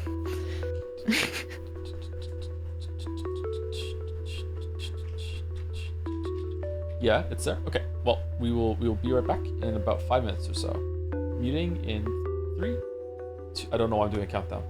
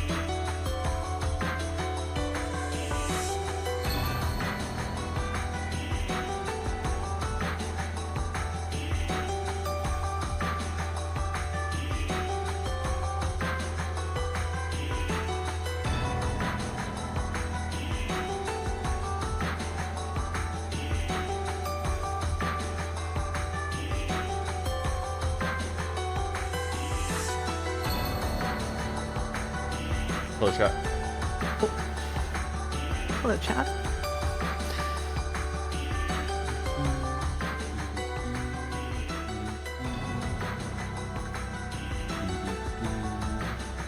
I love this song. It's such a good song. I was listening to it by itself a couple days ago, and I can't hear it without thinking of like without picturing Rikenjima with the rain coming down, like and like the narration or even just Battler just being by himself being like, wait, what the fuck is going on? That's like it's such a good track. Oh, someone put a marble in. Uh-oh.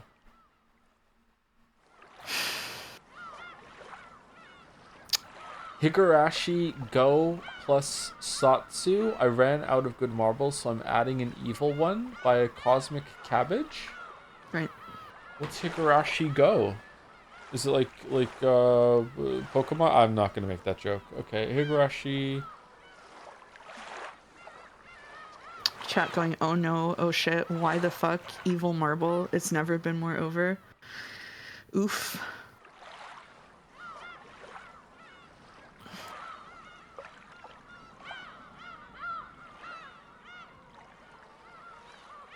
Higurashi go to the polls.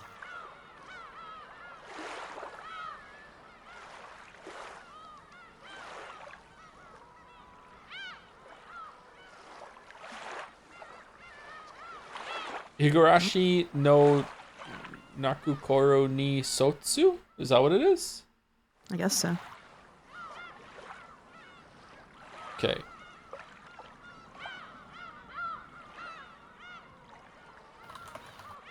Rika Furude and Satoko Hojo are best friends who have lived in the small village of Hinamizawa for their entire lives. Alongside their other friends, they spend every day together and every moment is filled with fun and laughter. However, as Rika and Sotoko begin to grow older, a life-changing opportunity presents itself to both of them. Rika is determined to follow her dreams and wants Sotoko by her side. Although Satoko is hesitant, she decides to walk this path with Rika. However, the realization of her dream forms a rift between them. This leaves the girls living in completely different worlds, with Rika enjoying her new life and making new friends, while Satoko grows more and more isolated. Longing to return to nostalgic days in the Hinamizawa Hinamizawa, so Satoko despairs and wishes things could be changed. Just when she's at a wit's end, an encounter with a supernatural entity changes Satoko's perception and imparts new revelations about her best friend Rika. This begins her journey to get to the future she desires by any means necessary. Chat, the spoilers aren't that bad. Come on. Come on. That was vague enough. This spoiler culture is too far. We're about to spoil the fuck out of Umineko. Hell yeah. You want me to tell you how it ends right now? Yeah, do it.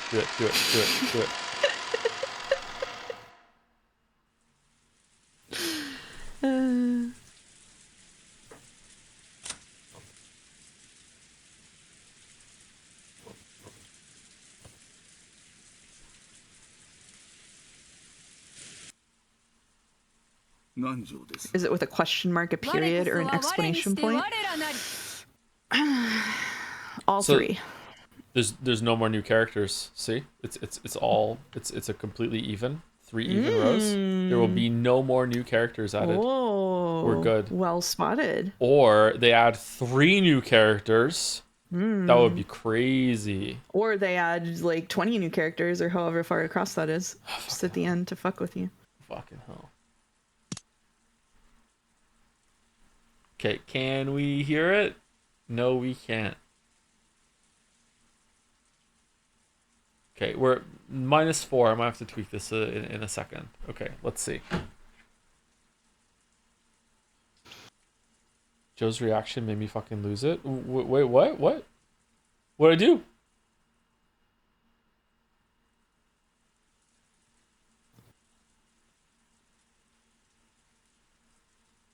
Glorptrice main character. Glorpatrice.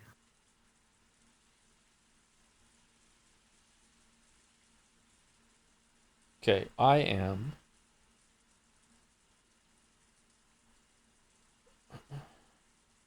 That is a weird way of of writing that voice assignment. What do you mean? What do you mean? All right. There's no new characters. It's fine. All right.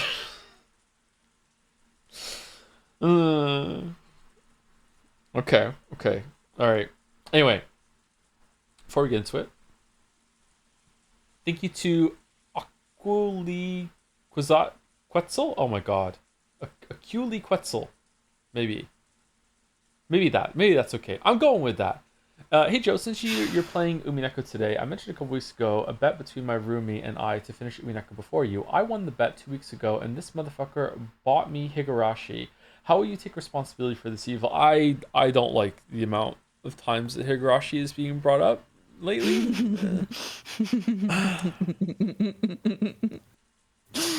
I finished episode 5. I'm over halfway. Good job. I'm never doing it. No, never. Thank you, Kever Clorung, for the resub. Golden Rose Bouquet for eventually not dropping this odyssey of a story. Unless it's, appropriately bring up Odyssey, considering that both it and Umineko. Yeah, thank you, Rich Kever Clorung. Thank you, Rich. Anyway, we are good to go. We're good to go. So the end of last stream revealed that almost, perhaps, but not confirmed, because it's like, how can you confirm anything in this VN? That almost everything we've seen of Angie has been taking place while she falls from the building, or in the moment after she stepped off the building.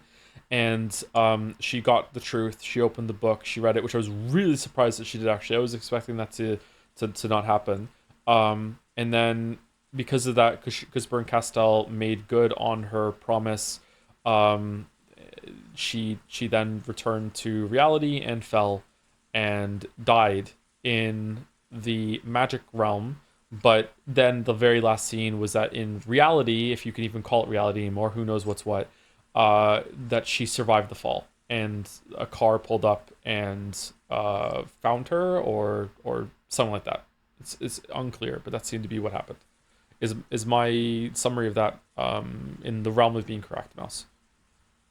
Yeah, more or less, probably. Okay. Let's go then. I saw a shadow, which was apparently the driver, open an umbrella and come towards me. Is this your backyard? The shadow questioned me. Of course, I couldn't answer it. If it is, then I must apologize. Yes, on a day with such fine weather, anyone would want to take a nap in such a lovely backyard as this. And yet, unless my memory fails me... So how is the sound?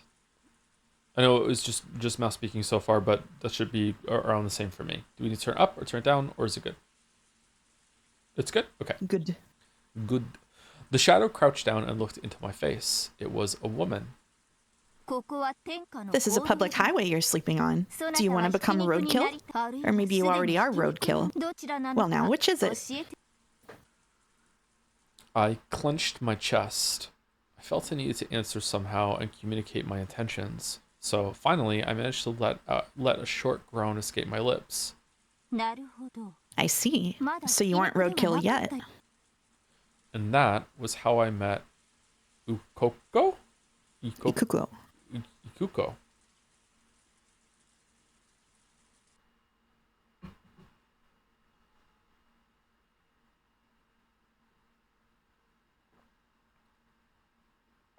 Ikuko. You can read this. The patient's body is in a very frail condition. Some sort of memory loss is very probable as well. We won't know for sure until a CT scan, but there may even be brain damage. It's lucky that damage is all we have to deal with. Any longer in a spot like that and it would likely have been much worse. True. In any event, I recommend getting this checked at a large hospital. Thank you, doctor. Please keep this off the record. It may not be much, but here's some money for your troubles. See no reason to speak of this needlessly, but no, I couldn't possibly accept that much. In the end, the doctor took the money and swore to keep quiet about the matter. Yeah, of course. Eventually, Hachijo returned. Oh, you are awake. How do you feel? I nodded weakly, letting her know that it wasn't so bad for now. But where is this place? A room I have absolutely no memory of, in a house I don't remember at all. And first and foremost, here's a woman I've never seen. Okay, there's some perception fuckery going on. Okay. To start off, let me introduce myself. I'm Hachijo Ikuko. Feel free to casually call me Ikuko, or act more formal and call me Hachijo-san. Hachijo Ikuko. The Hachijo family owns a large amount of land and is fairly famous in these parts. Unlike my accomplished brothers, I'm what you might call a little eccentric. I got into a bit too much mischief, and my parents finally ran out of patience and kicked me out. I'm now confined to this house. As a hobby, I like to read detective novels and also to write them. My age is a single woman's secret. My heart is that of a girl, but I'm approaching the point where calling myself one becomes increasingly absurd. Mood. With the haze my mind was in, it was extremely hard to make out what she was talking about. However, I was able to pick up on the fact that she was trying to cheer me up. So what's your name? My name? Logically, I know that being a human, I must have a name, and I do have the feeling that I did indeed have a name. However, no matter how hard I tried to remember what it was, it just made my head hurt. Can you remember anything besides your name? Who am I? My head. No, even my heart was a mess of torn flesh. I couldn't remember a thing, not even who or what I was. But I must remember. I had some kind of purpose or maybe a mission. In order to remember that, I first have to remember who I am. Who am I? What is my name? Where was I born, and what was my birthday? I need to remember something, anything.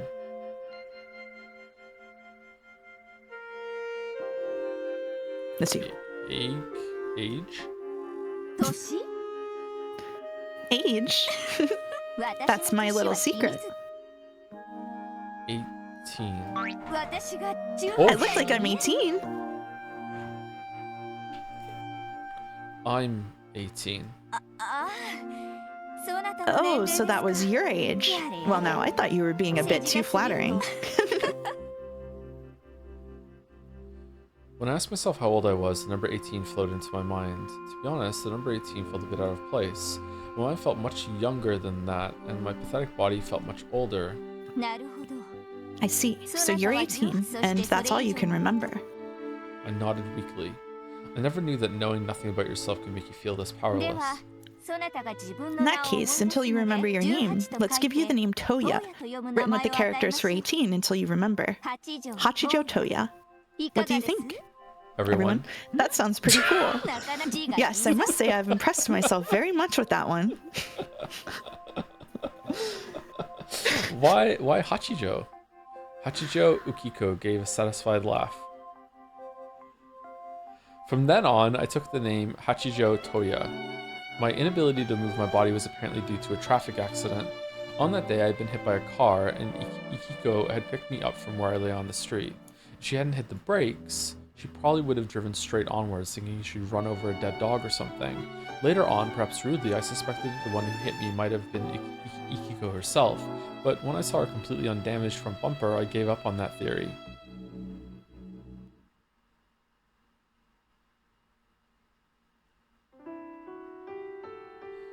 Hachijo Ikuko, it's so hard for me to say, lived in a small but lovely mansion on top of a small hill in a village with a view of the sea.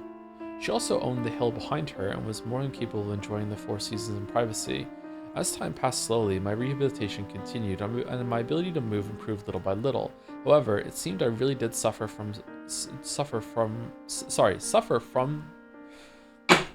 form of brain damage that I am also suffering too. Finding out who I was looked like it would be a very difficult task. In the beginning, when I couldn't bear not knowing my identity, my head often hurt so much it felt as though it would explode. However, as I slowly accepted the fact that I was a new person with the new name of Hachijo Toya, the headaches became less frequent.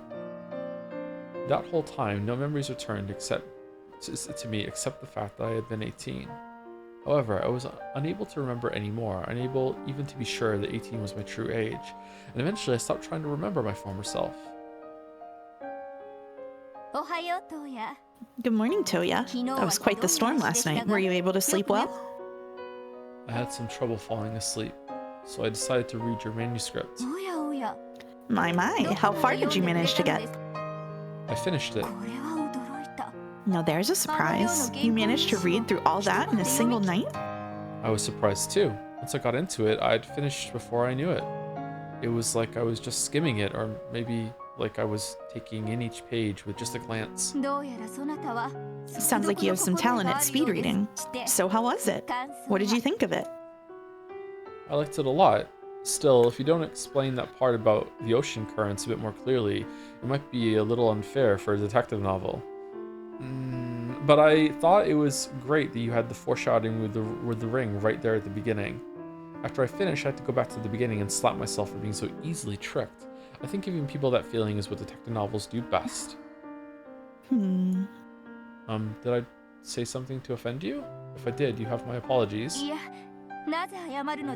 Of course not. Why are you apologizing? I'm just shocked, that's all. Your detailed opinions are worthy of praise, I believe. It seems you have some talent as a critic, or a detective novel writer too. A detective novel writer? A critic? Me? From across the fog of oblivion, I seem to remember myself fighting and arguing about mysteries or something like that. That way of fighting, which I must have learned in the past, sent a surge of excitement through me. Mystery. Fighting. My head hurt. I took a painkiller and swallowed it with fresh water brought from the well. Who am I really? You're Battler. You're Battler. They're doing it. They're doing it. It's Battler. It's Battler. We're Battler. They're being fucky. They're Battler. Are they really doing it? That would be really good. I would really like that.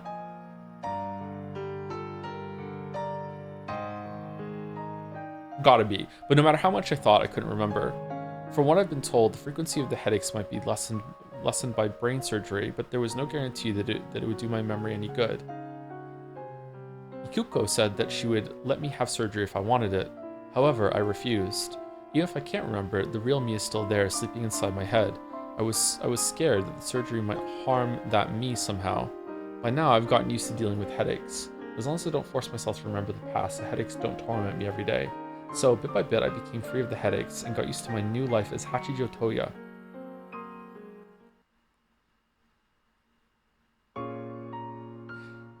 Oh, this one! Gradually, my interest shifted from myself to Ikuko.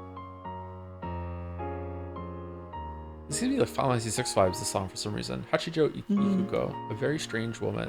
First off, she was apparently the daughter of a very well-off family, just as she had said. However, she was considerably eccentric, and the various mischievous incidents she spoke of had apparently gotten her within an inch of being disowned. It would be classic Battler luck to, like, I don't know, like, just fucking swim from the island, Lamayo, and like collapse exhausted in the street and just be picked up by some like eccentric novel writer mystery mommy. Like what the fuck? As a result, she had been given this house and had been ordered to live here quietly and alone. She had never been a particularly social person, so she happily accepted this new state of affairs, living however she pleased with servants to take care of her. I meant to say sugar mommy, but like I just forgot. No, it's worse. She had no friends. No one ever came to visit. When I wasn't around, she only ever talked to an old black cat she kept as a pet named Burn.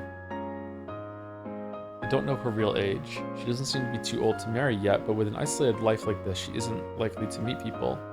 She sometimes says that she just hasn't met anyone worth the trouble, but I think she's already given up on marriage. Her everyday life was very simple. She would either read through the many detective novels that were brought to her, or else write detective novels herself. At first, I thought she was some novelist at a private retreat, plugging away at a new book. However, the manuscripts she finished just ended up clipped together in a pile. With me as the sole exception, it didn't look like she ever let anyone read them. A novelist is someone who writes novels for people to read. So true, Ryokushi. So I figured you could hardly call her a novelist when she kept writing novels no one would ever see. Ikuko-san, why don't you ever show these to anyone? I show them to you. Only the better ones, of course. Haven't you ever thought of sending one to some publishing company? It's a waste otherwise when your works are so interesting. My works can't stand up against the pros. I sent one in once, but it was absolutely no good. I understand my position. This is just an amateur's pastime. I don't think amateur is a fitting word for someone who's so well versed in detective novels from all times and all across the world. Being a big eater doesn't mean you'll make a good cook. Reading every detective novel you can get your hands on is no guarantee that you're a good detective novelist. That's how it is. That's why this is nothing more than a pastime. Is it really fun to write novels that you won't show to anyone? It used to be. Once. What about now? I like getting to hear your opinions. At any rate, I've finished writing the chapter. I'll go make some tea, so would you mind reading it again and sharing your thoughts with me? How is she suddenly cute? Saying this with a smile, Ikiko thrusts a pile of manuscript paper at me. I'm convinced that whether you read detective novels or write them, they're boring if you're all on your own. You can only find something really precious when you share that world with someone else. Headache. Toya? Are you okay? I'll go get some headache medicine. World of Two. I'm fine. I'm more interested in this manuscript. I can't wait for the new chapter. The seasons passed. Together with the Ikuko, in this town whose name I didn't even know, we spent our days debating detective novels and talking about ideas for new plots. At a glance, they may have appeared to be stale and unproductive days. However, Hachito Toya found satisfaction with this new life.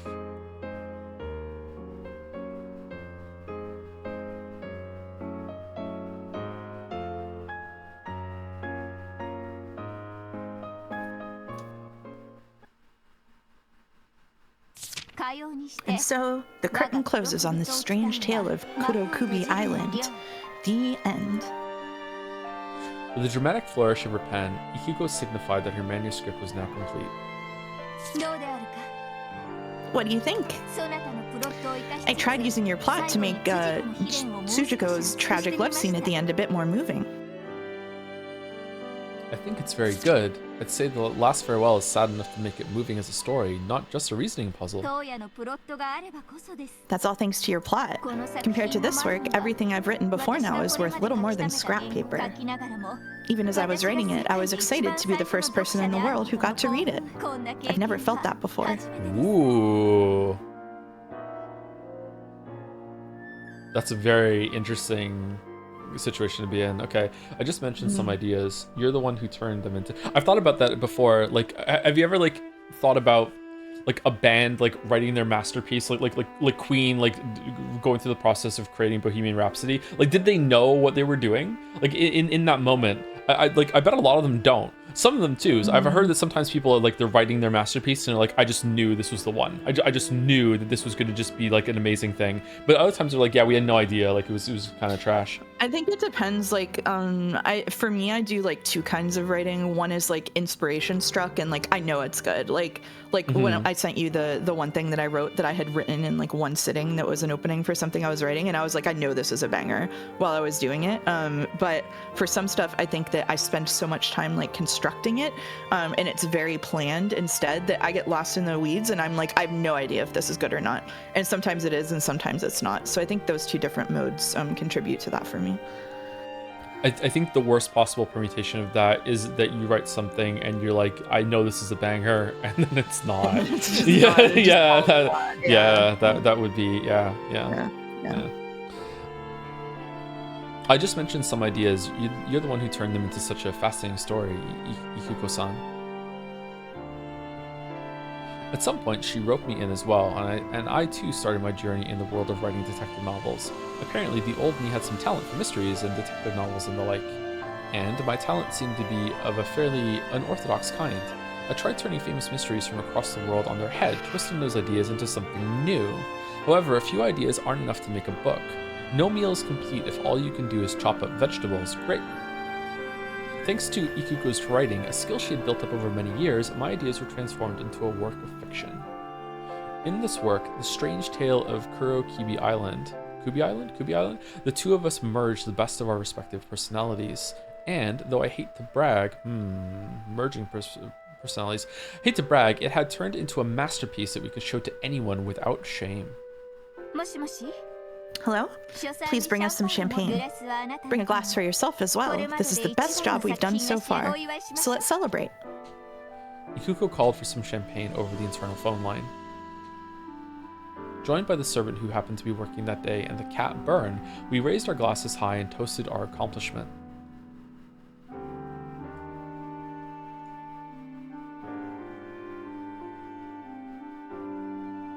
Ikuko-san, I have an idea if you don't mind. Let's hear it. I love hearing your ideas as long as I'm not in the shower or on the can.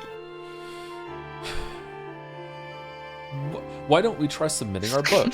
I've never read anything this interesting before. I'm sure lots of other people will want to read it. Is she keeping him hostage? It does have vibes of Misery, doesn't it? You think so? I've tried once in the past thinking the same thing, but the result was... I believe in your talent, Ikuko-san. What about you? Of course, I believe in your talent. Then it's decided. To Ikuko-san's big debut. To Toya's big debut. Oh, we clinked our glasses once more, and on it went.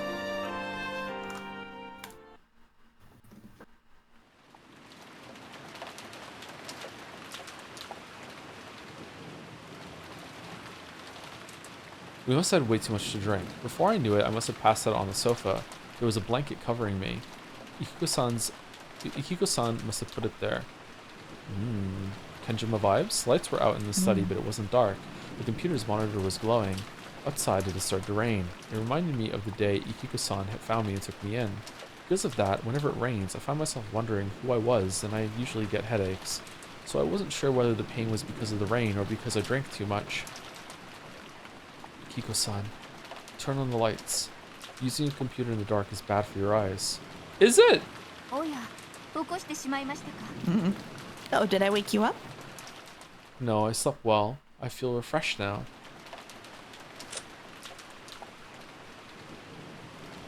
Yes? Are you sure? Because everyone said when we were kids that sitting too close to the TV was bad for your eyes, and that turned out to be pure grade fucking horseshit. So, like, it makes sense that it would be like using the computer in the dark would be bad for your eyes, but is it?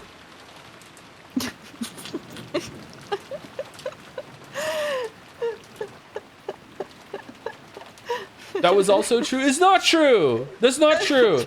This is bullshit.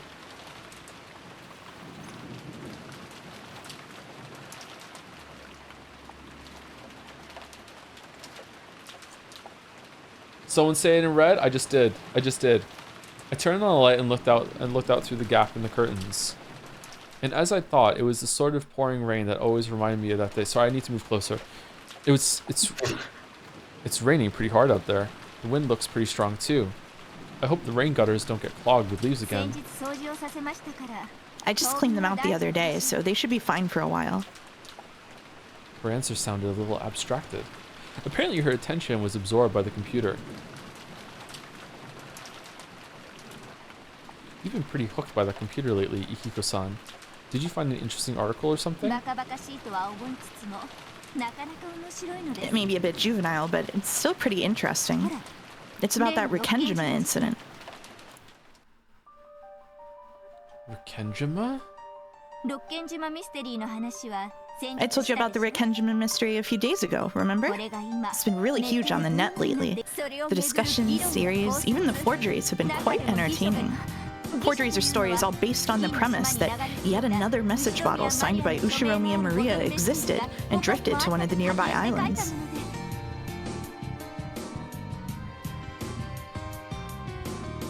Kiko kept showing off her knowledge of the subject. However, a huge bell was clanging inside my head. The noise was so great that I thought my head would split open. Unable to tell what was the floor and what was the ceiling, I crumpled and clutched at my head. Toya, are you okay? Daijobu, my head hurts. The Rikenjima explosion accident. The many disquieting rumors surrounding it. The scheming of the relatives who were after Ushiromiya Kinzo's vast wealth and the hidden gold. And the truth? Ushimiya Ava, the sole survivor, said nothing. Eventually, everything would be inherited by the granddaughter, Ushimiya Angie, who escaped harm because she was absent on that day. Angie, Ushimiya Angie. I am Ushimiya. Yeah! No good. My head's getting split open.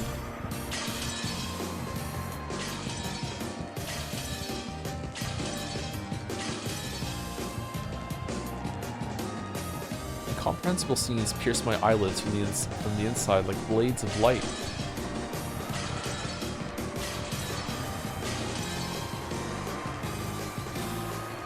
Just what am I looking at? Who are these people calling to me, but not by the name Toya?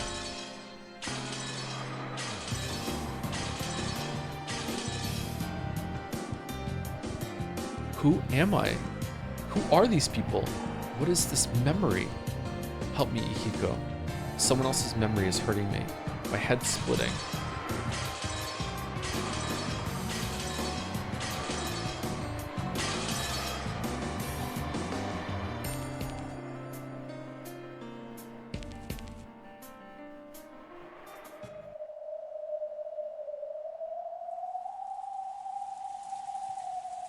Oh no, we can't start crying now. That's bad. Oh.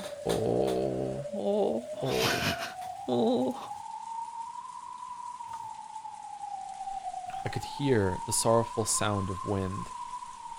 And that must be rain. Who was I again? I am Ushimiya. Angie!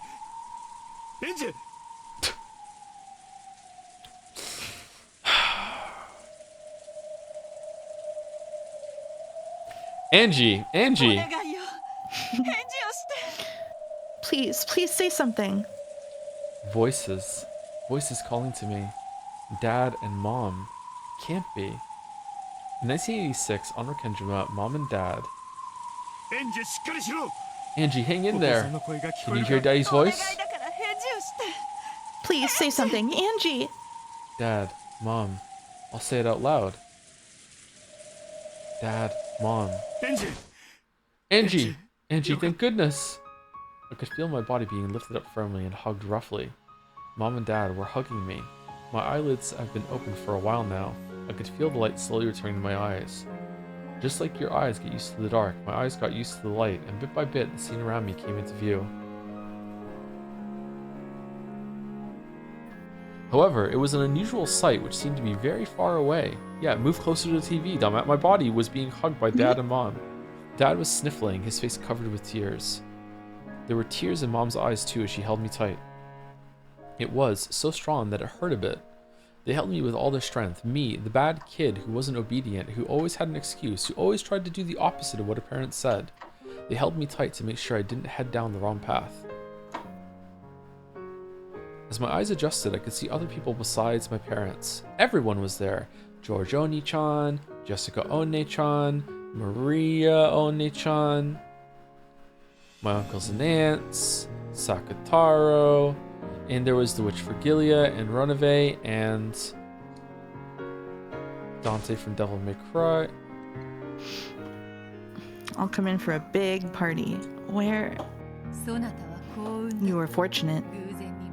By chance we found you drifting in the waves of the Sea of Emptiness. You were in a terrible state. It took quite some time to make you remember your true form.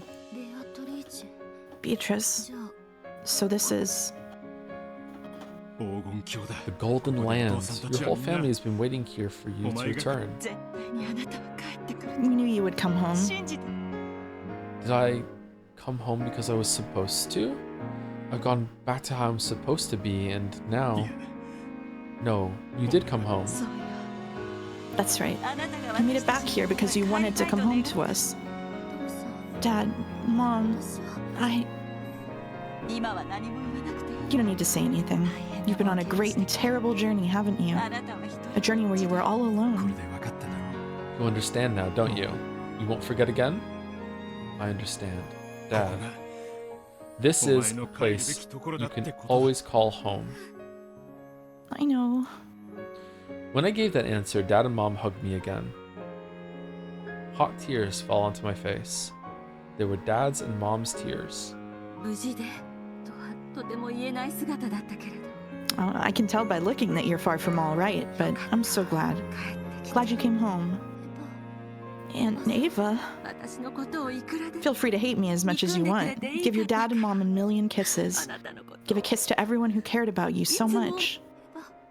And Ava, and say I'm home to your other mother.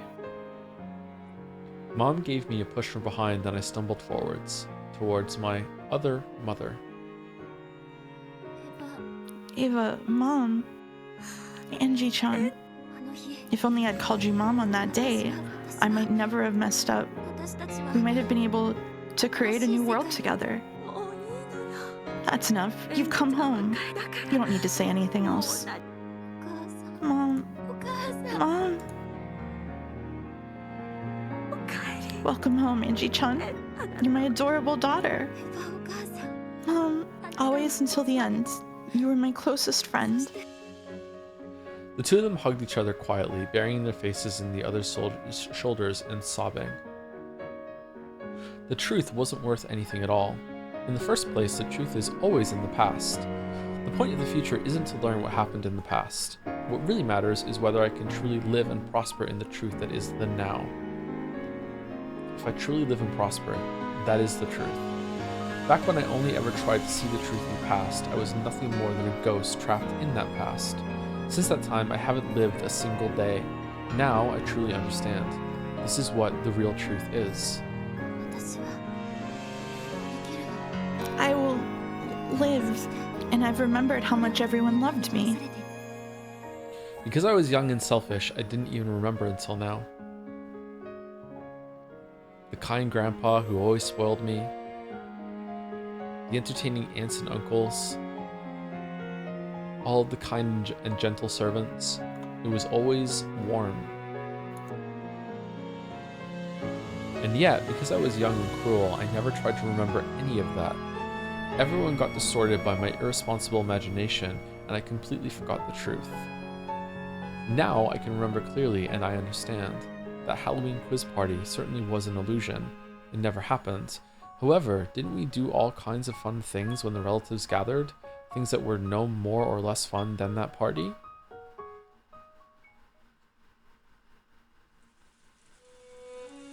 And for the first time since the start of the game, I went up to each and every one of them to greet them, thank them, and apologize. To thank Grandpa for always pampering me. To thank my aunts and uncles. To thank the cousins for always playing with me even though I was so selfish. And I thanked and apologized to the illusions. I think I said something horrible to Sakataru once in the past, and to Maria One-chan too. Maria One-chan, you really were a witch, weren't you? I've always been a witch. You approached that level yourself once, didn't you? No, I never really understood. Pitiful Maria One-chan with her pitiful magic. That's all I thought of it. So I couldn't pick up a fragment of happiness, couldn't even find one. You told me that yourself once, One-chan. It can't be helped. It takes two to create a universe. I had Beato, but you were all alone. No. If I had called Aunt Ava Mom, there would have been two of us. I'm sure I would be able to create a new world with the same magic you used, Maria One-chan. All of it is my fault. The message bottles I threw away half-jokingly distorted your future and wore you down. I bear responsibility for that. Yeah, seriously. It's all because of your message bottles. Because of that, people started copying you and making forgeries, growing the story into something crazy. However, the message bottles thrown away by Beato did not name a specific person as the culprit. One of the forgers wrote a plausible forgery that had Ushiromiya Ava as the culprit, and it spread like a wildfire. Even though I should have known better than anyone else that it was impossible, I accepted it in the end. It isn't your fault, Beato. No matter how many people around me had baseless suspicions, there should have been only one truth inside me. And yet, so easily, I abandoned my warm memories of you all, and surrendered my heart to them. No. If I hadn't thrown away the message bottles, the future of Rikenjima would never have become the center of such bizarre misconceptions. I bear responsibility for it all. true. That's right. It really is your fault after all. Put that way, it's a little irritating. You do have your share of the blame as well. I love Beato so much. Yeah, you're right. You were at fault and so was I. Still, it'd be stupid for us to attack each other. After all, I'm a witch of the future. You're a witch of the past. I should be using that magic to build my future. We both bear responsibility in some way, but neither of us has the right to blame the other. I knew you'd be able to understand Mariage Sorciere's teachings, Angie. That's right. As the final member of Mariage Sorciere, it's my responsibility to pass on One-chan's magic. My magic can make everyone happy. Indeed, you have both pure magic and wicked magic at your fingertips. That's true. Magic can change completely depending on your heart. If you aren't properly guided, you can't use magic properly. And proper magic can bring people happiness. It is a wonderful thing. Bringing people happiness is the sole reason that witches wield magic. I'm very pleased to know that those teachings have been passed down through the endless witches, all the way to the final witch. Sorry for failing to pass it down myself at all. Witch of the future, Angie Beatrice, I will now retract your expulsion from Mariage Sorciere.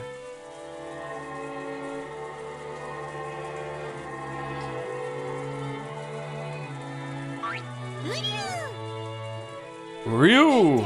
I knew Angie would come back. Congratulations, Angie-sama. I thought I knew what the time we spent. I thought I knew what the time we spent traveling together meant, and yet sorry. I'm so sorry. Witches cannot create a universe unless there are two. In the future, you will be alone. Will you really be okay? Yeah, I'll be okay. I'm not alone anymore. I'll live with everyone, and I'll live in the future. I swear to keep living so that I can pass on the magic of Mariage Sorciere. Maria One-chan's magic has saved me, too. There are a lot of people out there who need magic.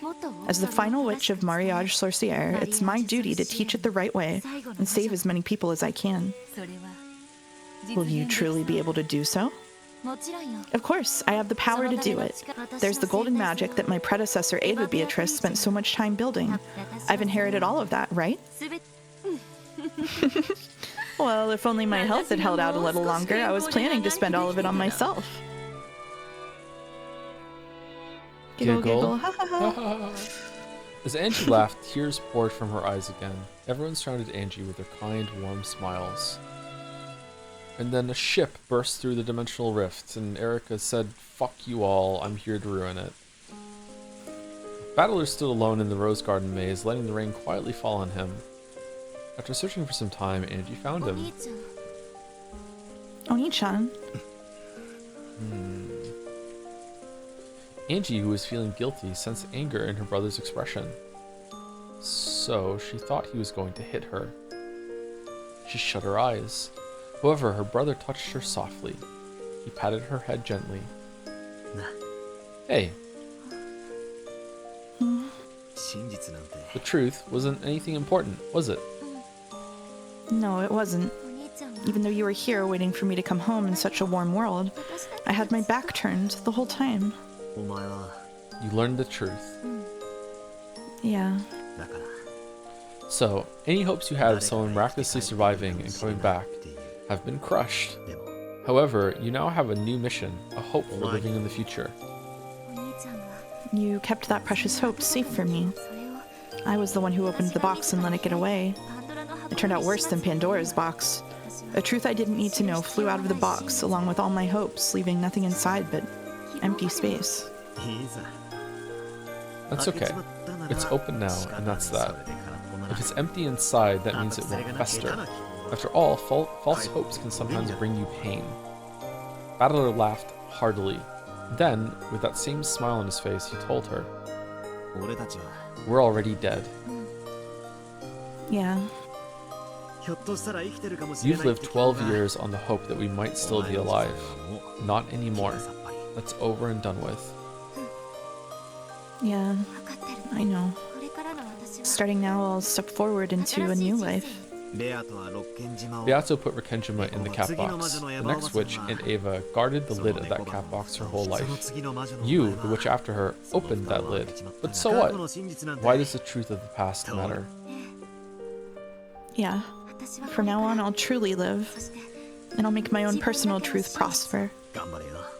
Good luck. Final Witch of Mariage Sorcière. I've read Maria's grimoire. It's a great book with some really good stuff written in it. Even the Bible needs a translator. The ego of a writer. So Maria's grimoire probably needs one too. You'll be that translator. You've got to teach kids who are in the position you once were. That's your mission as the new witch of the future. Yeah. I'm gone, but I'll always be behind you, watching over you.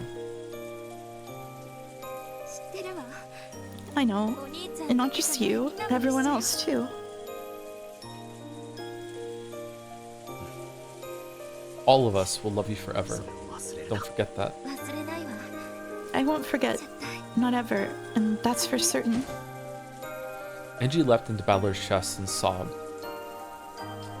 Humans are sad creatures who can learn, but not unlearn. She had already learned. It may have been a cruel, terrifying, merciless thing capable of destroying even the miracle called hope. However, there was still one tiny fragment left gripped in her hand. Her family's love.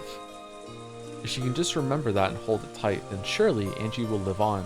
She'll be able to stop before taking that single step into nothingness. Also, the Rikkenjima cat box hasn't been opened completely. You've just taken a peek at what's inside, so you must be the lid yourself. And this time, you'll protect everyone inside the cat box. Me and Dad and Kirie-san, the cousins and the uncles and the aunts, grandfather and the servants, and all of the illusions. Yeah. This time I have to protect everyone. Then shouldn't you hurry up a bit? The sound of popcorn being eaten rang out from beyond a rose bush. Where's Lambda Delta? I think you know this already, but Byrne is just about to hold a big party for the Book of the Single Truth. She's gathered beings from heaven and from hell, from the spirit world and from parallel worlds. If she announces what's in that book in a place like that, it'll all be too late, won't it? I'm going. I gave Byrne Castle that key. It's my responsibility. I'll go and take it back. A city of books, huh? But there's no way for us to get in. There's a barrier around that place. She gave me this. With it, I can come and go as I please. What an idiot. She forgot to collect it when she threw me away. Angie fished through her pocket, and there was a jingling sound. It was a bell with a blue ribbon tied to it. That's it. One of those temporary entry passes that you get when you turn in your invitation.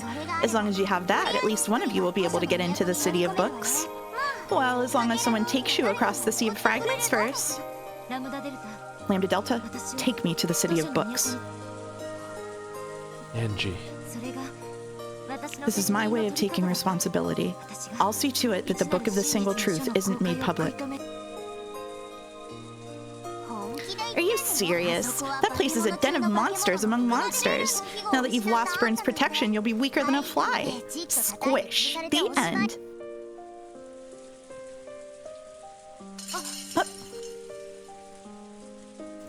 What are we doing? The bell was snatched away from Angie's hands. Lambda Delta. I'll go.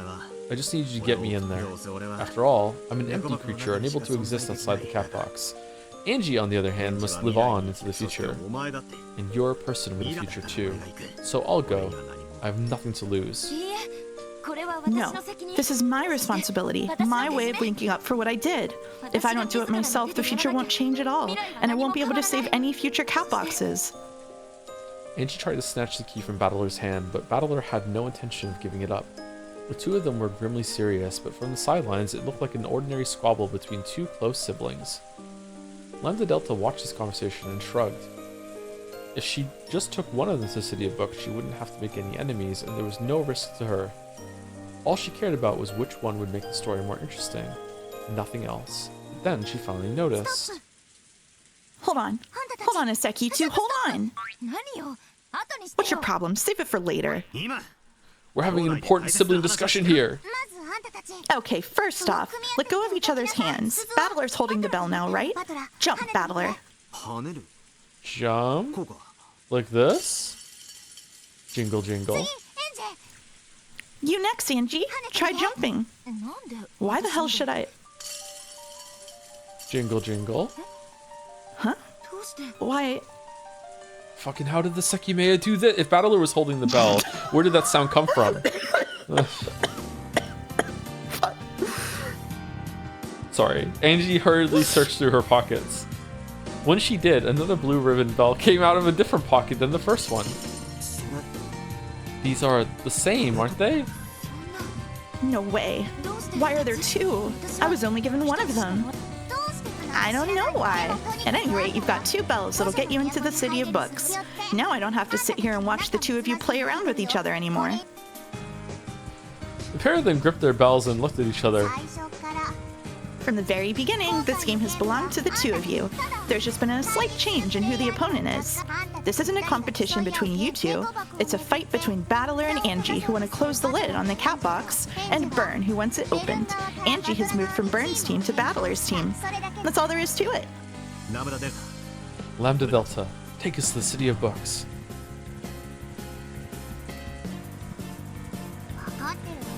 Okay, I'm just taking you there, got it? After that, I'm done being anything but a spectator.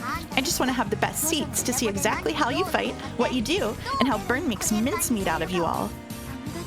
Lambda Delta, thanks.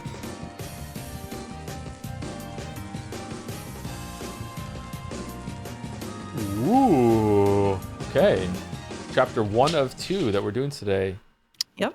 Done and dusted. Comes okay. number 2. So just a reminder, in case anyone wasn't here for the opening, we're only doing 2 chapters today, and we're finishing Umineko tomorrow. This is just a stream that we're... Oh, shit. And then the ship crashed through the wall. Do you have your assignments? Yeah. Okay. So Shannon and Cannon. Sorry, I just want to remind chat. We're going for like about another hour, and then like we're finishing tomorrow. It's gonna be more like an hour and a half probably. Just okay, so you know. So we're finishing that, and then we will be doing tomorrow. We are going to be doing reading with enough time that we can like actually talk about things like at the end. Yeah. Okay. That's the plan. Go for it. Okay. Shannon and Cannon stood guard in front of the door to the Golden Land. They glared quietly and fearlessly at the eerie fleet of ships across the horizon. Shannon slowly lifted her hands. Cannon raised his right hand and a red blade appeared there. Stop right there. I forbid you to come any closer. Please allow me to speak. If you do, I'll kill you. They could see a single dinghy leaving the fleet and approaching them. They couldn't tell if it was a messenger or the first wave. Shannon and Cannon watched it cautiously. And here she is, Erica Fruto in a pirate hat. You can post the fucking meme. Okay. At the head of that dinghy, rowed by goats, stood Erica. Where the heck did she get that thing from? Maybe she's trying to act the part of the fleet's leader. Erica was glaring at them and smiling aggressively with what appeared to be a pirate hat on her head. Ayar, I've come to deliver our terms. There will be no room for negotiation. Please, open the gate. Fuck off.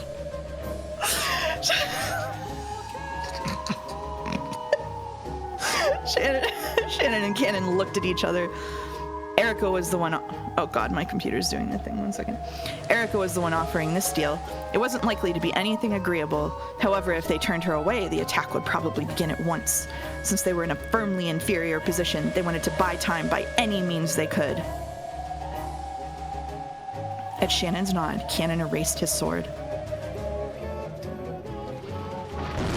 I used to work at Blizzard.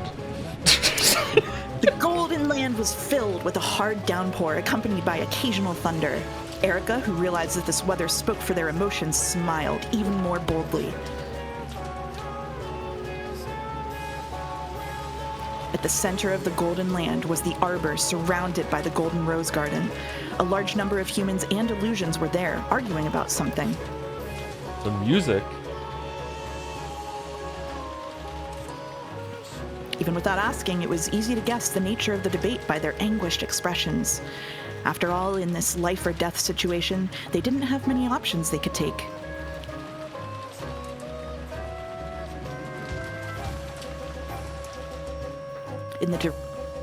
In the direction Erica was being led, Beato stood waiting, accompanied by the Chester Sister Corps. When Erica, accompanied by her goat guard, saw Beato, she gave a bow that only appeared graceful. Beato followed suit and gave a graceful bow of the sort that was rarely seen from her. I am Beatrice, master of the Golden Land and the Golden and Endless Witch. Announce yourself. As though implying that she was more than happy to go through with this farce, Beato introduced herself boldly and requested that Erica do the same. We have been dispatched from the Great Witch of theater-going, drama, and spectating noble city of carefully selected books. I am the Witch of Truth, the commander of the library fleet, which is committed to bestowing honor and protection to the books. My name is Frodo Erica. It is a pleasure to make your acquaintance. Shall we get down to business? You ought to celebrate. We of the library fleet, dedicated to offering honor and protection to books, have come to bring good news to you all. First, I would like to announce that after careful selection, the City of Books has acknowledged and accepted the game board created by the Endless Witch Beatrice as a great and honorable book. This is literally you saying that Umineko is literature, by the way. Oh, that is indeed a great honor. What do you say fuck me for? That game board is a profoundly entertaining and original masterpiece worthy of close study and deserve to be released for all of our subjects to read. And so, the City of Books has ordered us to grant eternal honor and protection to this game board. This is all quite long and boring. Get to the point. We demand that you hand the entirety of this game board over to the Honorable City of Books.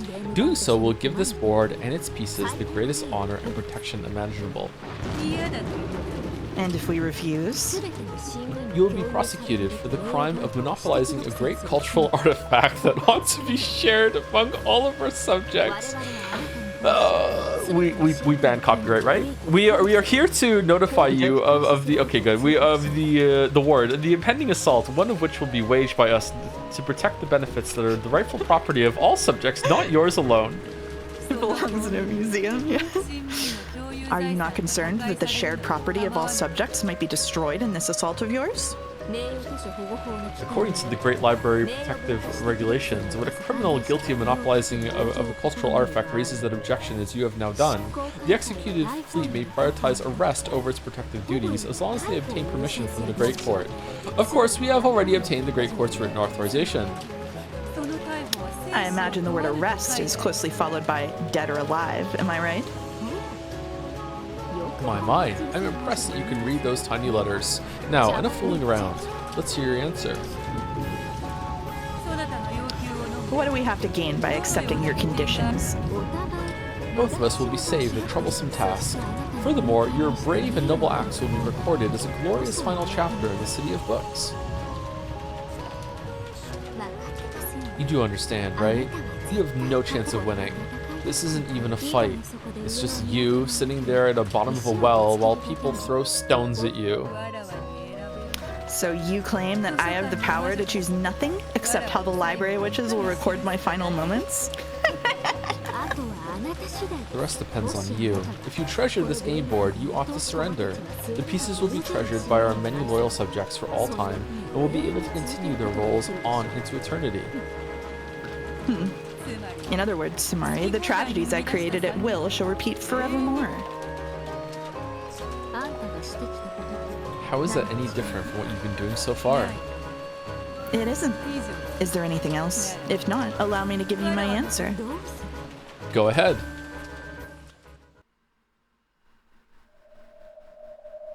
Erica tensed slightly. After all, this was the great Lady Beatrice she was dealing with. She might shout, "Here is my answer," dramatically and do something crazy. Kick her in the crotch. They say a cornered rat is the most likely to bite a cat. Furthermore, Erica had intel telling her that the great Lady Lambda Delta, witch of the Senate, had been spending her time inside the Golden Land, though only as a theater goer. Erica needed to carry out this noble task that her master had assigned her, and she had to carry it out perfectly. If she was honest, she wanted to make Beato raise a white flag, even by trickery if necessary. So, even though this was a farce, she held back from giving any unneeded provocation. She gulped and tried to size Beato up. And then, with a pathetic expression on her face, Beato let out a sigh. I'll be honest. The truth is, I am tired. What do you mean by that? My game had already achieved its purpose when my fight with Battler ended, and yet, for various reasons, the game has repeated several times since then. To be perfectly honest, I'm tired of it. What? I mean, yar. To be honest, that isn't the answer I was expecting at all. So you want to surrender? Really? Simply put, I don't care either way. It doesn't matter whether I surrender or whether we're vanquished by you. I simply wish to have the curtain closed on this game board and tale, regardless of who does the deed. Of course, that was a lie. She knew she couldn't win even if she fought. For now, their best option was to play for time. They would fix Erica's attention to this spot, and during that time, Battler and the others would steal the key from Burncastle while she was completely off her guard. Once they had the key, they would return to the Golden Land, use that key to let Angie open the door to the future and see her off. That was their goal line. Everything that happened after that would be inside the cat box. Angie would live on to the future with hope. No one would know whether Beato and the others were alive or dead. That was enough.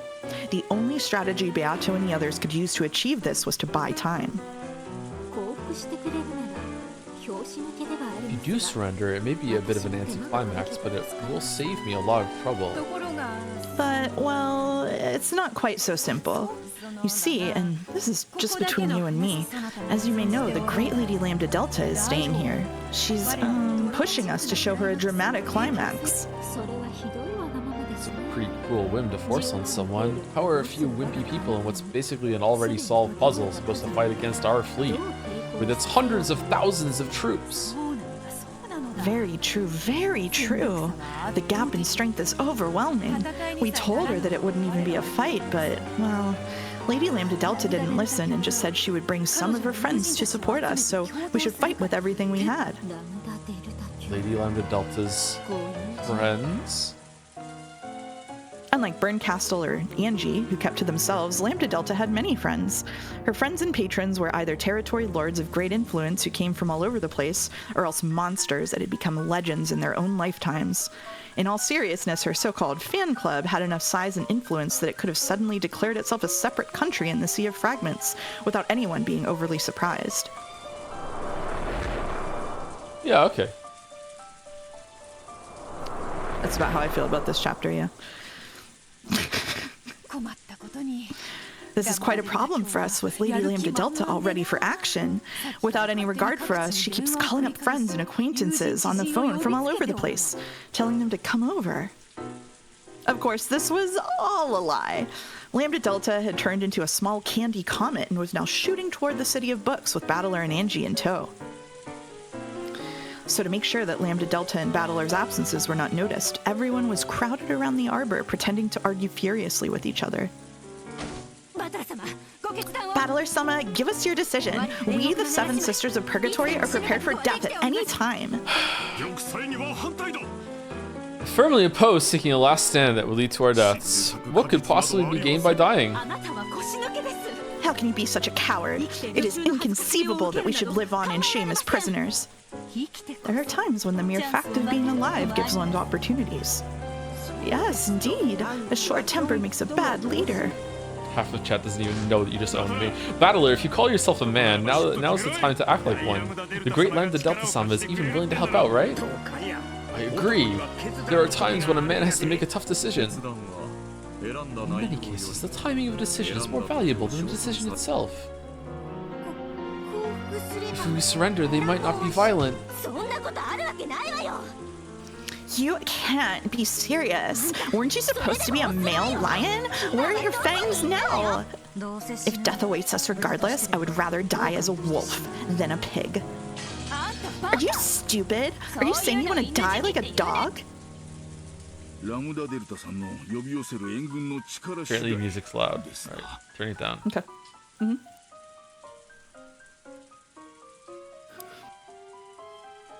Oh, also, thank you to Henry Wright for the bits. His retinas. and also Paus for the bits. Yar, they call me the intellectual scallywag. Oh my fucking god. Yar. Yar. It all depends on the strength of the support Lambda Delta-san can provide.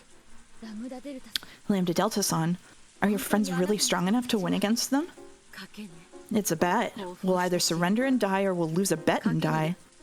Interesting. In that case, our chances for survival must be higher if we take that bet.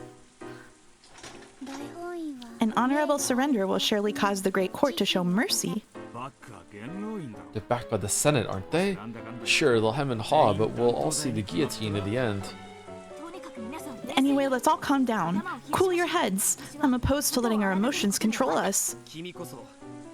Why don't you calm down first? We have another possible strategy, mutually assured destruction. You get a lot of plasmids for that. We might not be able to win, but if we can convince them that we plan on taking enough of them with us, that might force our opponents to show restraint. So basically, Sumari, if they're determined to attack, we'll let them know we aren't going down without doing some damage first. You can have Maria. Yeah, there you All go. of Lambda Delta's friends are incredible. She knows lots and lots of witches, beasts, demons, and gods, all of which have really, really huge legends and histories. Even if those ships outnumber the stars in the sky, Lambda Delta's friends would wipe them out with a single blast. Will this really work? She hasn't seen through her act yet, has she? It is working. You must speak more forcefully as well. Do not worry about politeness. Enough, you gutless swine! Do you lack the backbone to finish with a bang? Oh, hold on! Don't forget that some of us are opposed to fighting. I think we should surrender. What? Goda, you loser-loving fool! Ouch, Master, it's just an act. Grah! Well, it looks like the debate has gotten quite heated. So, will we surrender? Or will we fight back? Which will it be? Nobody knows. Personally speaking, I would like to surrender. If my role will end either way, I would prefer that my game board be preserved the way I made it. I couldn't bear to have Lady Lambda Delta continue to use it however she pleases. We don't want that either. I came here to fight you, but I'm no match for Lady Lambda Delta's friends. Secretly, Erica was getting worried by these complicated developments, and she was relieved that she hadn't pushed too hard earlier on. She wanted to flatter Beato and end this with a bloodless takeover. Even the great Lady Lambda Delta probably wouldn't seriously think of picking a fight with the Senate. Her motive was probably something much more trivial, a simple desire to watch the game board's final fireworks from a front row seat. However, if she really did have some fireworks of her own prepared, it was at least possible that this could turn into a ruckus that Erica would have no chance of quelling. Beato saw all of this going on in Erica's mind, so she continued to act with an even more pathetic expression on her face. Even among witches, her acting ability was top-notch. Might you be willing to lend us some of your strength, so that my game board's beauty will be preserved? Truly, it was a great error to invite that busybody as a guest. I understand. I'd like to end this quietly too, if I can. So, how can we work together? For some time now, we've been arguing over whether we should surrender or resist. I intend to return to them and propose that we should surrender, and ask Lady Lambda Delta not to do anything that might destroy the game board. That would please me very much. So, what should I do? I would like you to guarantee that we have the necessary time to debate the matter. After all, your ships are surrounding and pressuring us at the moment. Everyone is so tense at the thought that we may be attacked at any time that they're falling apart. So if you guarantee that we'll have enough time to discuss this amongst ourselves, everyone will surely be able to keep their composure during that time. Furthermore, I will have enough time to convince Lady Lambda Delta. Very well.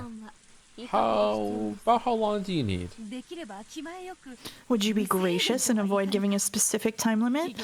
If a time limit is imposed, everyone will just fall apart again as the limit nears, possibly leading to a more radical decision. You have a point there. The most important thing about a fuse is whether it's lit or not.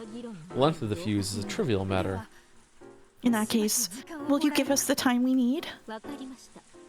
Understood. I guarantee that you'll have time to discuss it. However, that time won't be unlimited. I'll wait here and listen in on your discussion. Well, as far as that goes, it's true that your mere presence here has everyone on edge. I've already made my concessions. Isn't it your turn now? They were some distance away from the arbor, but it was just close enough to give a general idea of what was going on. It was far enough that they just might be able to hide the fact that Battler and Lambda Delta were missing. Just far enough for them to convincingly act like this is a white-hot argument in gridlock. If it were possible, they would rather have kept Erica at an even greater distance. They had planned to set up a seat of honor for their guest at one of the far corners of the garden maze. Is there some sort of problem? Okay, don't make such a scary face. In that case, please wait here. This is a confidential conference, so you must come no closer than this line. One of the best actresses, by the way. Beata drew a line in the ground with her foot. Help them see me in a good light. If it's clear that I have obtained a generous agreement from you, that will be a powerful weapon in my hands in the debate. Okay, I take it back. She's playing her well. Could I get a chair? I'm doing like full-on high school theater hand gestures, by the way. Yes, of course. Chester troops, bring Lady Erica a chair and umbrella at once. And a hand towel, too. I'll wipe it nice and clean for you. I've been doing that the whole time. Oh. Mouse is insane. Thank you. My lady, have there been any developments in our negotiations? If anything's certain, it's that I will be winning this year's prize for Best Actress. That's our Beatrice-sama. All we can do is argue fiercely, squabble amongst ourselves, and make it look like things will turn for the worse if negotiations break down. Indeed. This is yet another fight to support Battler's group. Get yourselves ready, everyone. Let us argue and insult with all we have. That's what the Ushirmias do best. Got it? Yes, master. The sight of Goda, his cheek red and swollen from being pinched, made everyone snort, but they quickly covered their mouths and put fingers to their lips. Then everyone nodded at each other and the fake argument resumed. Kraus be like, wait, we were acting? Nice. Erica was sitting in the chair that the Chiester sisters had brought her, filling a goat in on the details of their discussions. The goats would probably return and tell the rest of the fleet. The fleet would tell Bernkastel, and Bernkastel might think of some plan to deal with the situation or give new orders. The conversation with the goat ended, and it spun around. It would return to the dinghy and report on this to the fleet. It slipped out from a rosebush and passed through the garden maze, heading toward the door that led outside. Is it really okay to let that goat reach the boats? If it goes back, Erica's report will reach Bernkastel's ears. The Chiester sisters spoke through a secret channel that only they could use. Is this me? It's you, buddy. Yeah, really? You're the bunny girls this time, yep. I'm the bunny girls? 2 seconds? Yep. Yeah. Won't even be a sound? Yeah. It's just about to leave Erica's sphere of awareness. Estimated 10 seconds before it reaches the boatman's sphere, so assassination can be carried out successfully. Lady Beatrice, your permission to assassinate, if you please. We can do it. Erica will sense nothing. You do not have permission. Did you think an envoy would leave their ship without setting a time limit? The fleet probably has orders to attack if it isn't contacted within a certain period of time. Let that goat go. Smart. 00, understood. The goat passed through the door. Then, after receiving a silent bow from Shannon and Cannon, it got on the dinghy and returned to the fleet. The fleet would probably follow Erica's orders and stand by until an attack order was given. That gave the residents of the Golden Land a chance to assassinate Erica, but of course, that wasn't going to be possible, practically speaking. She was Bernkastel's greatest underling and a witch who controlled truth. Tricking her was all they could hope for. Anything else would be overconfident. Why don't you all have a seat too? You need to have no worries about us. Without any hint that she had just been talking about assassinations, 00 stood upright with her hands clasped behind her back. Surrender or resist until the end. The false argument resumed. Just how far and how long would they be able to trick Erica? Yes, the final fight for the Golden Land had already begun. Battler, you can count on us to handle things here. It's time for you and Angie to take this final game back.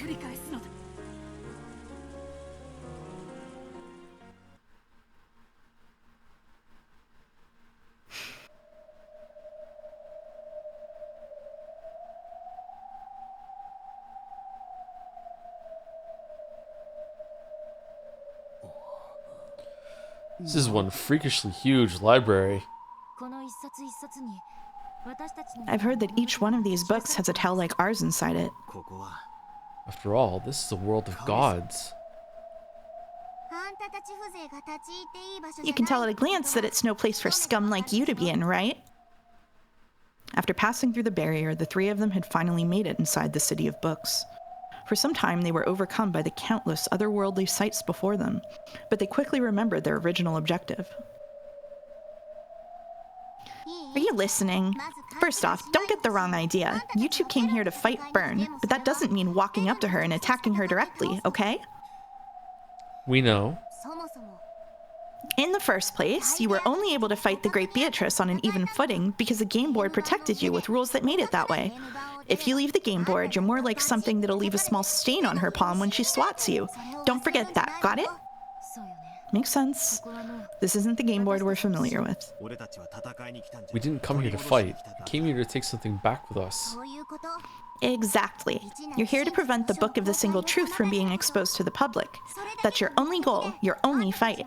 You'd better not be confused about that. Battler and Angie nodded to show their understanding.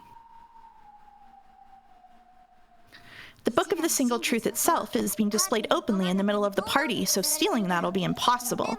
However, bringing in the key is going to be a big part of the ceremony. Which means the key must be stored in a different place. But there's no guarantee that it'll be undefended. After that, it's all up to your luck. I hope it's good for your sakes. Hide! Lambda Delta pulled her head back from around the corner of a bookshelf. The others hurriedly followed suit. In the distance, they saw emerald green lights floating about and leaving trails.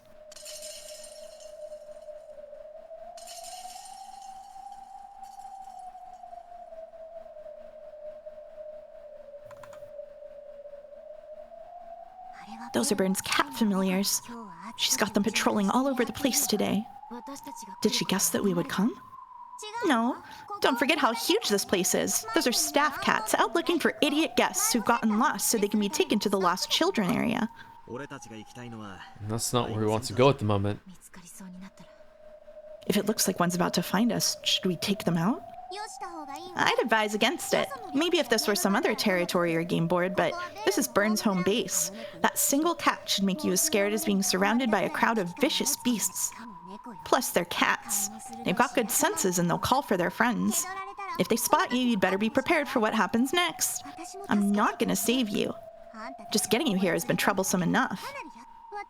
If I surrender, I might get off the hook with being stripped naked and thrown into the worst sort of crappy fragment for just a century. How wonderful. I think I can sympathize with Byrne's feelings a bit now. Lambda Delta wasn't laughing. Most likely, even this punishment she spoke of was pretty optimistic. Even though she keeps saying that she won't help anymore, she's already risking everything. Why? Isn't it obvious? Lambda Delta brushed her hair back and grinned. It's because you're going to show me the perfect, happy ending. Lambda Delta hugged their heads at the same time, making their foreheads bonk together. Fucking huddle. You'd better show me for certain. Yeah, we'll certainly show you a happy ending. We'll certainly take this cat box back.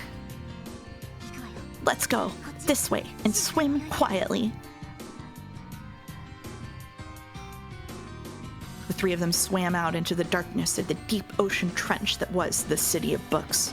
In that massive, vast trench of bookshelves, they vanished into the darkness almost immediately.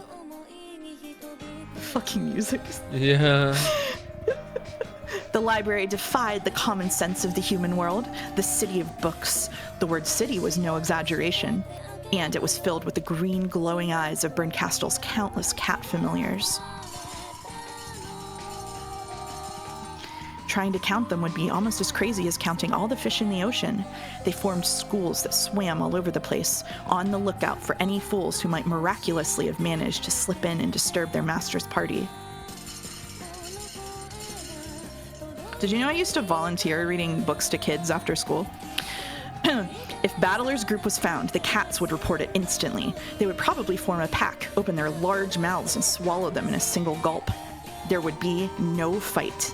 In this place, Battler's party would be swallowed like tiny fishes if they were discovered. Should've done Umineko.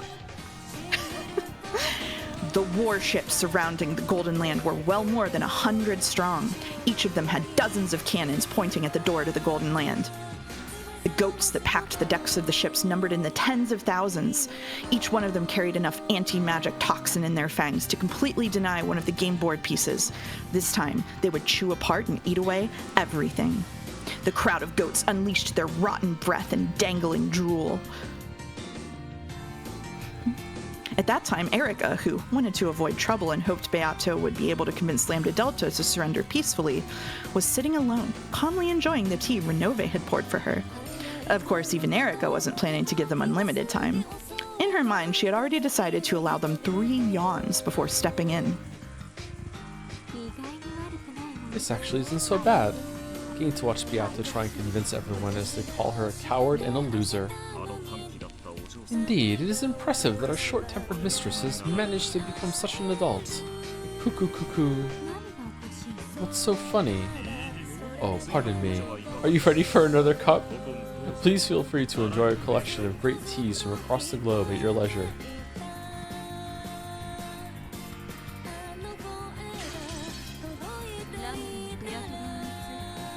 Is this me? Yep. I am burned. Lambda is leading Beato's side into an all-out resistance, and she's gathering her friends. Is this a joke? I'm afraid it's completely serious and lasts like an hour and a half. The messenger cat shook its head, then continued to dispassionately meow its report. Even Lambda isn't that stupid. She should know what it means to have Ow Ow as her enemy. Even as she said this, Berncastle was chewing away at her thumbnail. Despite how she looks, that kid has a lot of strange friends. And they're all idly curious, crazy monsters. Even so, to take up arms against the Senate. It was possible. She could think of many monsters among Lambda Delta's friends who would love to see a losing side gain support and make a comeback victory. Before she realized it, the finger Berncastle was biting was covered with sweat. She could do it. She really is a moron sometimes, after all. Get me a phone, quickly! The cat leapt away, then flew back with a phone and a receiver. How the fuck did it carry that?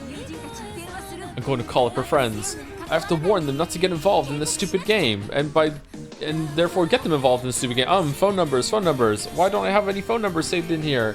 Oh, right, I have no friends. How are you supposed to greet people over the phone? Does hello work?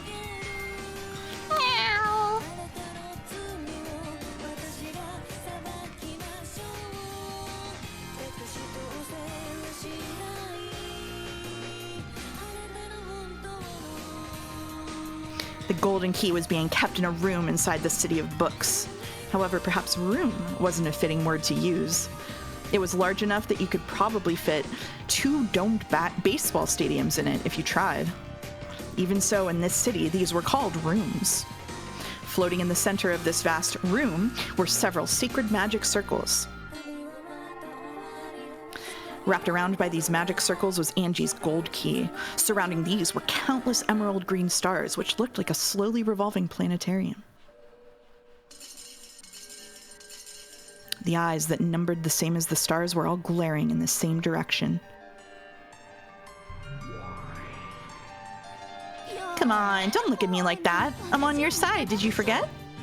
One of the cats cat paddled towards Ava, meowing that no one was allowed to enter this room.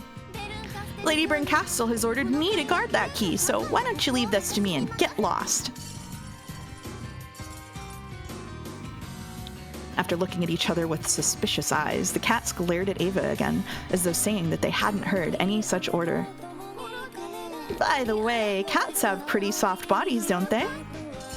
Meow. Makes them much easier to chew. Ava lifted up her golden staff, and the floor and ceiling of the vast room were covered with red lines. The reaction from the cats was lightning fast. They realized instantly that this was hostile behavior.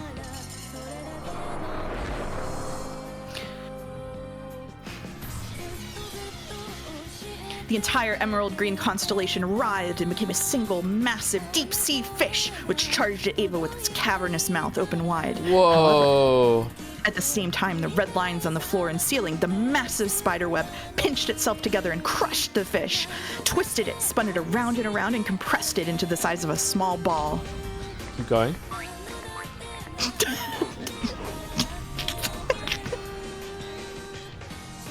Go on.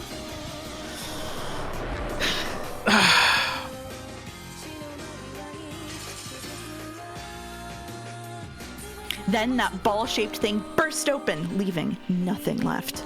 It all happened in an instant. If only you just give up and die! Dolphin laugh. Further road. The witch hunters were holding a convention in the event hall. After all, when Ushiromiya Ava's diary was opened, the endless cat box would be lost, along with the countless imagined stories that had entertained them for so long. So this final convention was a time for them to air their best theories one last time. While the opening of the cat box did give them a slightly lonely feeling, they couldn't contain their excitement as intellectual Redditors, not when they knew that the Rekenjima mystery was finally going to be solved once and for all. I almost barreled through that. Whoa. If that box were opened, a single girl would be hurt. However, their jaws and fangs couldn't care less. The witch-hunting goat nobles kept licking their lips, wanting to chew apart the guts of Beatrice's cat box as soon as they could. Seated upon a solemn throne so tall it looked like a pillar, Featherine listened in on the nonsense being spewed from the mouths of the goat nobles. A black cat wearing a cape silently appeared and whispered something into Featherine's ear. No, that is fine. Everything is going according to my plot. You need not inform my Miko. The cat bowed humbly and vanished. Featherine raised her wine glass high and laughed as she looked through it to the light of the chandelier, which was as beautiful and majestic as the moon. This should be enough to thank you for your excellent reading, child of man. Well now, just who is weaving this tale? Am I for you, or are you for me?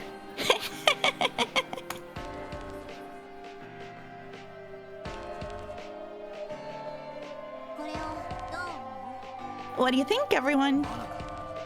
A trap? As Battler's group moved forward, darting from bookshelf to bookshelf and avoiding the eyes of the cats, they found something strange. Written with a faintly glowing red substance was a letter and an arrow. K. That's what it looked like to them.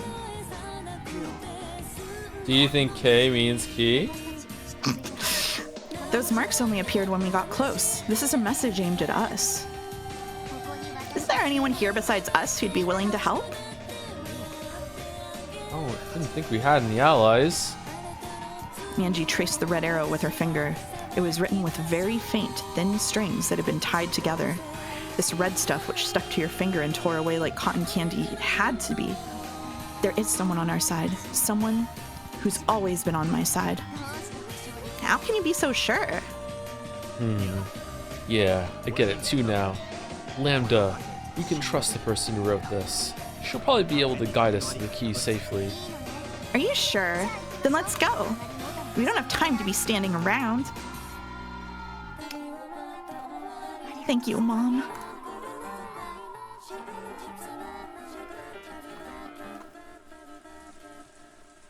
Oh god.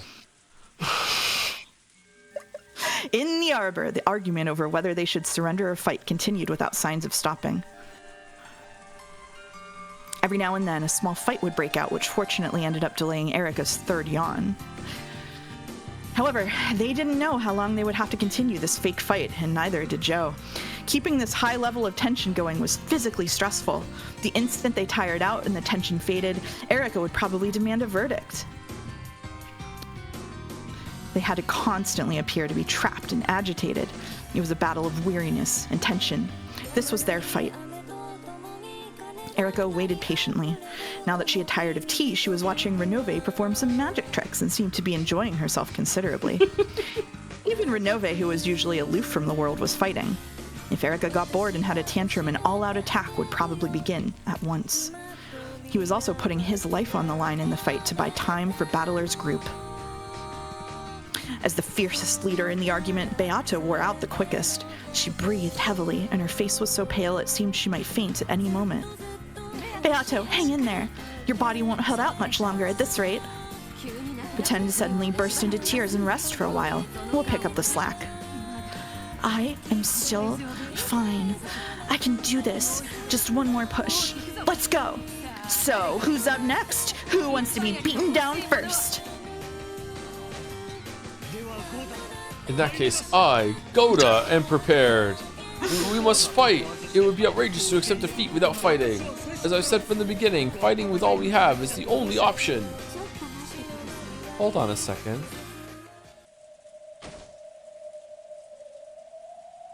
Erica suddenly rose from her chair. Renove tried to coax her back into her seat, but Erica's attention was completely focused on those arguing under the arbor. I am the detective. My memory of what I hear is as good as recorded. No, you're not the detective right now, because otherwise you could have just made him tell the truth. Okay, whatever. We are aware of that, of course. You are quite an excellent detective, after all. I'm not interested in you. Goda-san, I have one question for you. Yes, ma'am. Have I done something to cause offense? Hold on. Don't forget that some of us are opposed to fighting. I think we should surrender. Those were the first words I heard from you when I arrived here. However, you just said this. We must fight. It would be outrageous to accept defeat without fighting. As I said from the beginning, fighting with all we have is the only option. That's what you said. Well, Fail RP from Goda. Okay, just say you're stupid. Just I changed side. Yeah. Is hardly strange for opinion to change in the course of a discussion? Indeed, all of us have been feeling doubts about our position lately, so an occasional change of opinion wouldn't be. No. From beginning to end, no one has changed their opinion in this argument. Just now, Goda-san alone flipped his position 180 degrees. Furthermore, I can't imagine that any of the statements made by the rest of you were sufficient to make Goda-san switch his position. An uncomfortable, moist wind blew by. Ew. Everyone was silent, frozen as though time had stopped. In that silence, Erica continued with a blank expression. This can lead us to two conclusions. First, it may be that Goda-san has no opinion, and is just a loser who will say anything that goes with the flow. Yes. Second, it may be that none of you has an opinion, and that this entire argument exists only for its own sake. Aren't you overthinking this a bit? Here we are in a desperate debate that will decide our fate. I hardly think it's strange that some people would act abnormally under such pressure. The only reason for prolonging a meaningless argument is to buy time. Do you have anything to gain by buying time? Is it because Lady Lambda Delta's reinforcements will come? That can't be true either.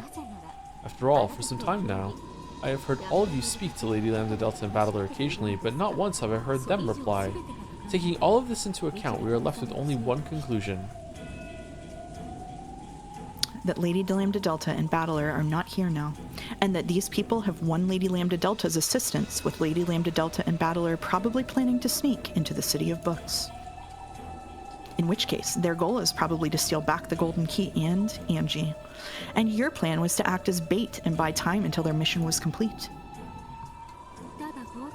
But because of Goda-san's single poorly chosen line, this level of reasoning is possible for Furuto Erica. What do you think, everyone?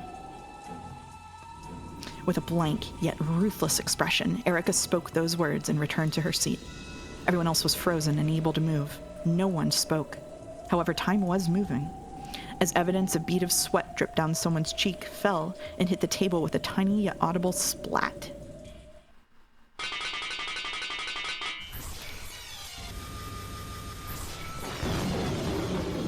Then, frozen time shattered, and in the same instant, the white chair Erica had been sitting in broke apart.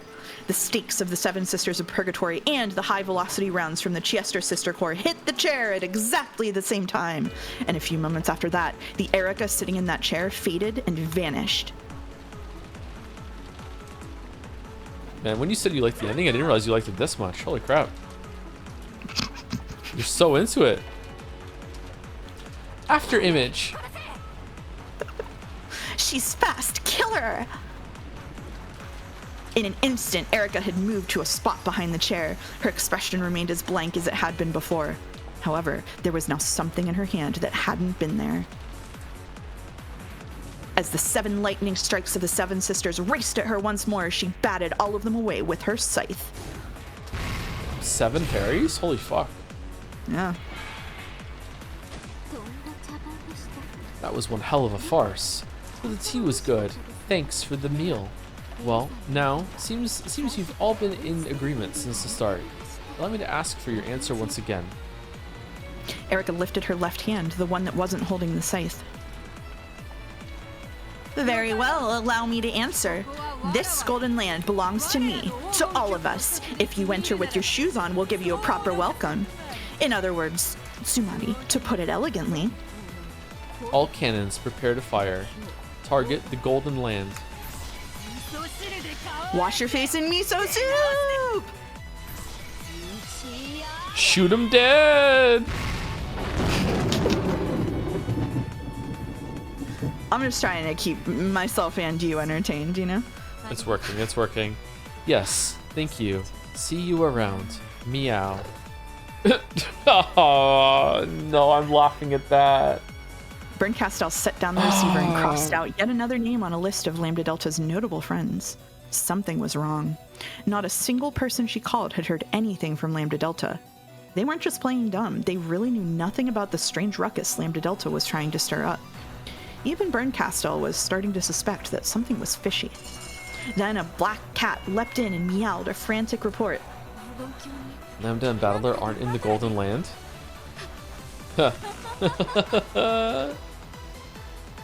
She tore the phone receiver from its stand. The number she dialed was short. I just said Jojo when you said stand, that's all. It was probably an internal line. However, after listening to it ring several times, she slammed the receiver down again, finally managing to break the phone.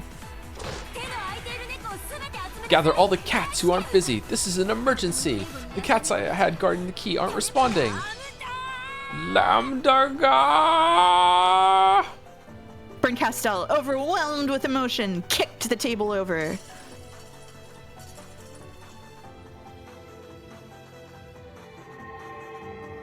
Then, the room finally grew bright. It was like green sunlight. A bright green light waved about, giving the illusion that a green sun was rising and lighting the room up. It was a sign that Berncastel's army had been given an emergency summons. Whoa, she looks like Erica there. Come, my kitties. Really? It's time for a witch hunt. That kid always smells like candy, so you'll find her pretty fast. The first cat who finds her gets a human form and a witch's title.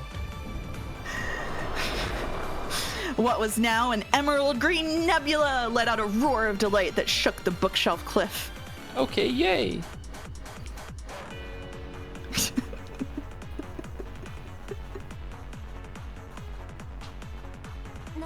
Something's chasing us. What is that?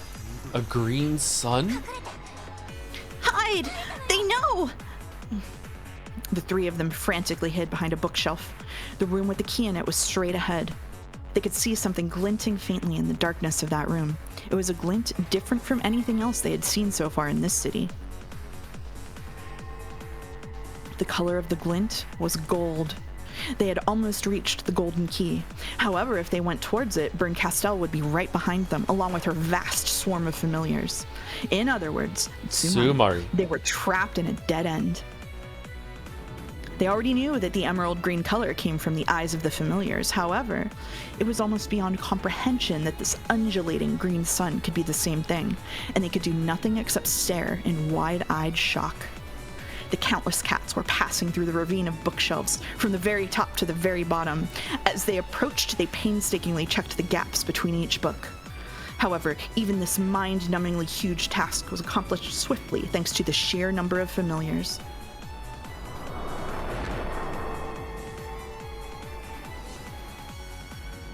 With the speed of a gust of wind, they carefully checked every nook and cranny. There was no way to hide from this green sun. That would have been as foolish as trying to hide from water on a sinking ship. Will we be able to hide until they pass us? No. At this rate, we'll be found no matter where we go. Battler was just about to leap out from the shadows, but Lambda Delta grabbed him by the collar an instant before. Are you thinking of fighting? No, we'll be found if we just stand here. So we have to move forward. We need to reach the key as soon as possible. You really think there won't be cats guarding the key? We'll just be pinched between them. I believe in Aunt Ava. She's the one who guided us this far. I'm sure she took care of the guard cats too. I agree. If we're going to be found anyway, let's try and get there as fast as possible and grab the key. If we can just do that, no one will be able to open the book. So you'll rush in there and grab the key. And then what? That place is a dead end, right? You realize there will be nowhere to run, don't you? We know that, but... The key will be our trump card. It's vitally important to Burncastle too. If worse comes to worse, I'll just eat it. We might be able to use the key as a bargaining chip. Flush it down the toilet. Bargain with Burn? You're insane! But if we hide here, we'll definitely be found. In that case, I'll take a bet on that billion to one chance. We'll get the key and have that be our trump card. So you're praying for a miracle to win against the Witch of Miracles? Picking a winner out of astronomically bad odds. That's the Ushirmiya family's magic! True. True, so true.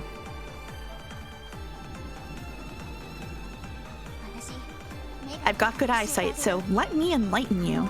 Can you see those magic circles around the golden key? That's a simple barrier, but a pretty strong one. It'll break if you just touch it, but it's the sort of annoying seal that'll take exactly 1 hour to fade, whether a great witch or a lowly human does it. It's still over an hour before the ceremony begins. In other words, Sumari, we won't even be able to touch the key unless we can buy time for a whole hour. Sure, man.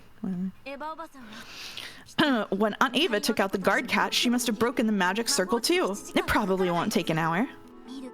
As far as I can see, the magic circle is still intact. Sorry to say it, but even if Ava did touch it, it was less than an hour ago. Well, what's an hour? At least we know we can grab it if you manage to stick around that long. Yeah. Sure, let's play tag for an hour. I'm used to getting chased around by thugs. You two really are out of your minds. You're really planning to play tag against Burn and all her cats? If there's even a 1% chance. You'd be certain that we'll grab it. The difference in enthusiasm between the siblings who had everything to lose and Lambda Delta was immense. Yeah, we know. However, Lambda Delta was no coward. She was a great witch of the Senate. If she surrendered, she wouldn't be able to escape severe punishment, but she would be forgiven after a few hundred years. Why would she, after being thrown into a stormy sea while clutching a buoy that could save only her, decide to throw that buoy away? No living person could be as determined as those siblings who were already fighting for their lives. No one could blame Lambda. You two really are stupid, you know that? Ah well, why don't I tell you about a plan that's got a bit more than a 1% chance of working? How does that sound? The two siblings looked at each other. However, they both thought that any plan would be worth listening to, even if it would only raise their chances by 0.00001%. Sacrifice. Burn is a cat. She'll chase fleeing prey, but she'll also kill prey that doesn't flee. And only after toying with it first. Cats are terrible people. Still, if that's true, it'll be worth betting on. Let's have one sacrifice. We'll decide with rock, paper, scissors. Whoever loses has to go taunt Burn, then get laughed at and killed, all to buy as much time as possible. Does that work for you? No need for rock, paper, scissors. I'll do it. You two go on to the key room. No way, Oni-chan. I'll do it. This is all my responsibility. I was the one who listened to Burncastle and trusted her, so I've got a thing or two to say to her. Both Battler and Angie decided to be the sacrifice and wouldn't listen to the other. See? You need rock, paper, scissors to decide, right? If you don't act quickly, we won't even have a chance to use this plan. They'll be here any moment. Okay. Either Angie or I will be the sacrifice. Lambda Delta, you'll take whoever's left, steal the key, and take them back to the Golden Land. I won't let you do it, Oni-chan. I think Lambda's about to throw rock, paper, scissors in the group too. Quit joking around. Ah, nuts! I lost! Oh well, I guess I got to do this now. See you later. All right, thank you, Cakewalking Remastered for the resub with Lambda Friends Rejoice. Nice. Thank you, Cakewalking Remastered. And thank you to Amelia Lanches, I think, for the new sub. Thank you very much, Amelia. Strange one for a new sub. Thank you very much. Quit joking around. You've got to let me act like a big brother at least once in a while. There's no time. Rock, paper, scissors, single round. I'm super paper, so of course we'll start with that. Got it, you two? Fine. No regrets, okay? 3, 2, 1, paper. It really was a stupid kids game of rock, paper, scissors. Since they'd promised to start with paper, this was a chance to make a surprise attack and use something else. However, both Battler and Angie chose rock, and yet it wasn't a tie. Because, in addition to those 2 rocks, was one person who chose scissors. No! After staring stupidly at their fists and those scissors, they looked at her. Ah, dang. We were supposed to start with paper, so I figured I'd use scissors and beat you both. I guess paper should have stuck with paper. There had been no reason for Lambda Delta to join in on the game. This wasn't the time for a joke like that. Battler and Angie, each trying to lose, chose rock. Lambda Delta alone chose scissors. Don't tell me you intentionally... If you die, we can't even get back to the Golden Land. It doesn't count. Well then, you can just use this. When Lambda Delta made a clenched fist, a palely glowing fragment appeared there, and she gave it to the pair of them. Battler had seen one of these before. It was a magic fragment like the one Erica had used before disappearing, which would allow one to cross the sea of fragments. With that, you'll be able to return to the Golden Land. And anyway, I'm the best person for the job. You two probably wouldn't last a handful of seconds against Burn. If it's me, not only will an hour be no problem, but who knows, I might even win. And I owe her one.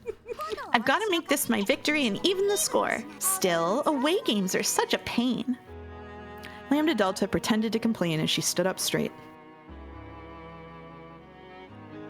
Anyway, see you in a bit. I guess a show-off like me couldn't stick to being a spectator after all. Sorry for stealing your time to shine. It's sad that I won't be able to watch your game until the end, but I've already been shown the script, so I'm not missing anything. Lambda. Then with her broadest smile and a wink. This is your happy ending. I've already figured out what happens next, so there's no need to watch. I'll see the two of you again. In the credit roll of your happy ending, that is. Wait! Lambda Delta snapped her fingers and the two of them turned into Competo candies. She picked them up, took aim at the glint of the golden key, and flicked them away.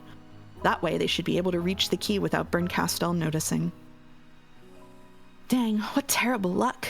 What were the odds of them both playing a rock against my scissors? Yeah, I know. It wasn't nice of me to test you like that. Sorry, you two. And then, Lambda Delta's body was lit up by an emerald green light.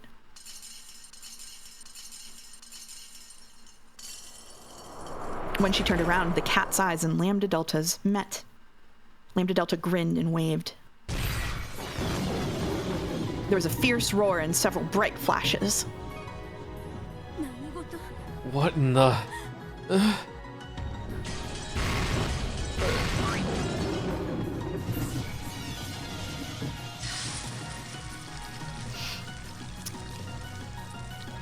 A chain of explosions flashed by, one after another, enveloping Berncastel and her pack of familiars in an instant. They were multicolored fireworks, or rather, multicolored candy that burst with a flash and scattered everywhere. Countless stick candies, sugar sculptures, cookies, and tarts flew in every direction, and each one of those split and exploded into hundreds of candies, each of which exploded again into a cloud of Competo. However, these sweets weren't sweet. The Competo was heavier than lead, harder than steel, and sharper than any blade. As the colorful cloud exploded outward, it blasted the entire pack of cats into little bits. The emerald green glints were scattered everywhere and sparkled like the night sky, and among them danced a cloud of pretty candies that looked like they'd go well on a Christmas tree. It was sufficiently outrageous and beautiful and cute to mark the Great Witch Lady Lambda Delta's appearance on the scene. Oh, if it isn't Lambda! I was hoping to meet you in the party hall. I love you, Burn. Isn't whispering of our love all the better if we're alone? I'll be happy to hear it after I plucked off all your limbs. With a jerk of her chin, Burn ordered her familiars to attack. This is my dearly beloved. This is my dearly beloved and my only friend in the world. Okay. Her arms from the elbow down, her legs from the knees down. You can chew those up however you please, but not a scratch anywhere else on her.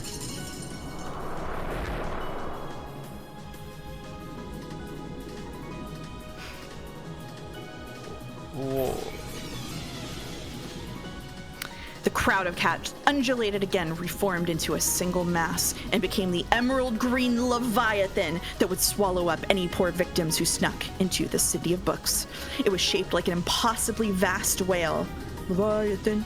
However, when it looked like a whale from Lambda's perspective, she probably couldn't see anything except an immense mouth about to swallow up everything. Ah, simply wonderful. I'm about to be overwhelmed by Burn's love, aren't I? I do love you, Lambda. Once your limbs are gone, I'll skewer you through your butt and hang you by my bed. Every morning I'll give you a good morning kiss, and every evening I'll kiss you goodnight. Sounds great. Then I'd better wrap you up in my love too.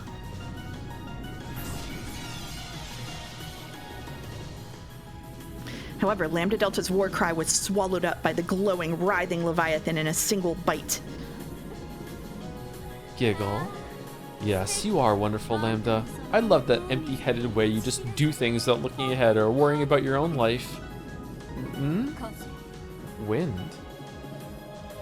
The wind. At the same instant that Lambda Delta was swallowed and Burn Castell was sure of her victory, the latter felt a slight breeze playing with her hair. The countless sweets that Lambda Delta had sent flying like fireworks and which drifted about like the decorations at a Christmas party were flowing. No, they were converging on a single point. It was like watching a firework run backwards. Countless sweets rapidly contracted around the vast closed mouth of the Leviathan. A gigantic reverse explosion concentrated on a point inside it, or perhaps it was more like countless candies showering the Leviathan from all directions like bullets. Inside that mass of green was a black swirl. That swirl was on a palm. On the palm of Lambda Delta, who wore a defiant smile, it was a mass of supergravity. All of the sweets, the cats, the whale, and everything else was being sucked into that one point and crunched. Man, I am loving this. I'll hold you tight. Get over here, Burn. You're trying to suck me in? All of the candies Lambda Delta had scattered were getting sucked back into the black hole on her palm at unbelievable speeds.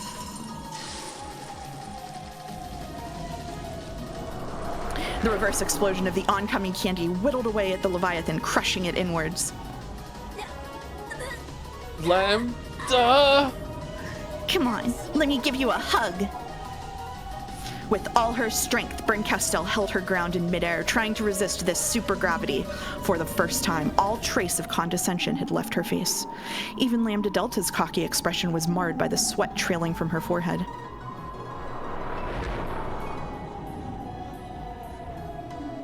Because their power was so overwhelming, any victory would have to be instantaneous. If either relaxed in the slightest, they would match each other's strengths and get dragged into another dizzyingly long fight that could last for centuries.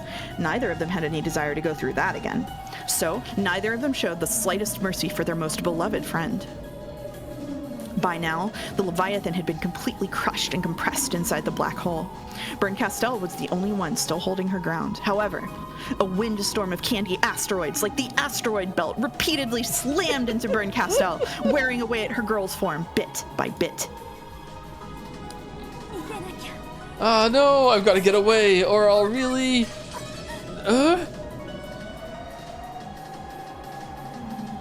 The thing flying into Burn Castell's range of vision was a comet pelting straight for her with a massive present box at its core and a cloud of candy surrounding it. Lambda! Wah! Yeah, my bodyguard!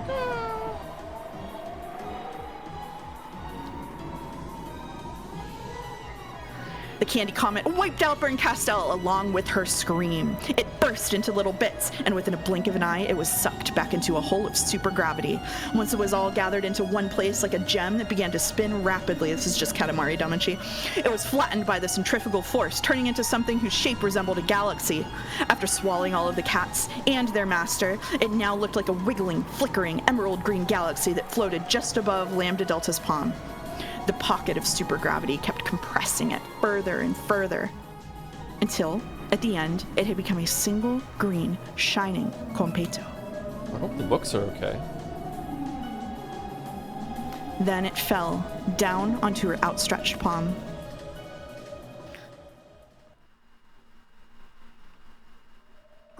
Sorry, Bern.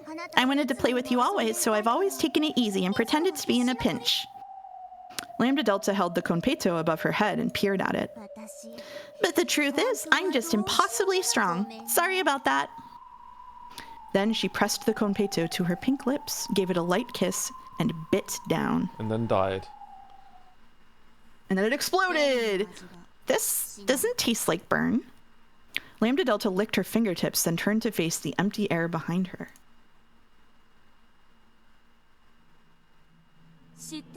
I already knew, my beloved Lambda. I love you, Bern. Liar. I knew you never took me seriously. In that case, let's love each other for real. Both of us, seriously. I do love you, Lambda Delta. I'm happy, so happy. I do love you, Berncastel. I'll turn you into candy and cuddle you with my tongue forever. No matter who wins, our love will never fade. Giggle, giggle. That's wonderful, just wonderful. Okay, let's love each other right now. With a crash, crack lines appeared across the sky of the Golden Land.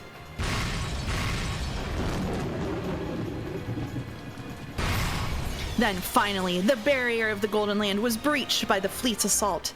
It was a bizarre scene, more ridiculous than anything anyone had imagined. The sky of the Golden Land shattered like glass, and a fleet of sailboats flew in one after another. They were crowded with goats pushing each other and spilling off the sides.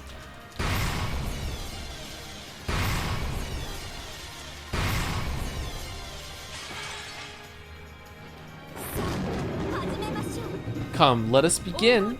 This is the Golden Land's final banquet. A banquet. It wasn't some fancy metaphor, but a simple statement of fact. The overwhelming surge of goat troops came in like a tsunami. Tsunami? The residents of the Golden Land who stood defiantly were like a forgotten sandcastle on a beach. A fight between a wave and a sandcastle is not a fight. This was a banquet for the oncoming Vikings at a stand-up meal, the voracious, merciless goats.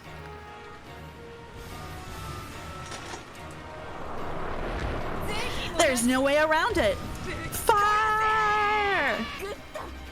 Good. Come, goats, bring destruction to all that has form, stillness to all that moves, despair to all who live. All those who could use magic fired it off at once. With a shout like a thunderclap, the goat tsunami rushed forward. Everything collided at once, and there was a brilliant and terrible explosion. Sparks and smoke, flying splinters and screams. For just an instant, the fierce magical cannonballs fired by Beato, Virgilia, and the Chiester Sister Corps seemed to halt the goat tsunami in its tracks. A wave of goats. Sumari, tsunami. However, their numbers were so great that they didn't even flinch. The goat wave continued to walk over the corpses that had been blasted away or which had fallen to their knees in weariness. The mound of corpses piled up, and still more goats were shot down as they tried to cross it, so that, in a few seconds, it really was tall enough to be a tsunami. Pitiful. This Golden Land you've built is nothing more than a sandcastle some kid left on a beach. Be swallowed up and disappear. Perhaps you should liken it to ripples beating meaninglessly against a wharf. A sandcastle getting swallowed by a wave. Just you try swallowing my castle. Got him. Oh my god, they're back. Beato lifted her hands, telling the pair of battle towers that had been hidden deep in the ground that the day of glory had come again. The goat tsunami looked up at it in shock.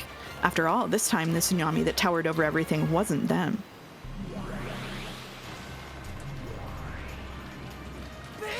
Fire!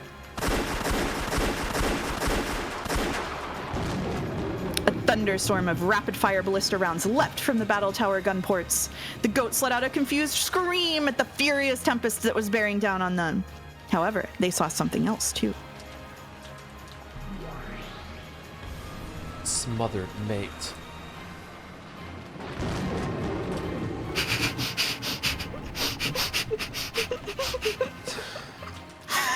In the sky, high above the tower, was a reaper, astride a divine horse and backdropped by the moon. A massive spear the size of a tower in its hand. The great witch sitting on the horse by the reaper spoke. Welcome back. This world does not belong to you. Do it, teacher!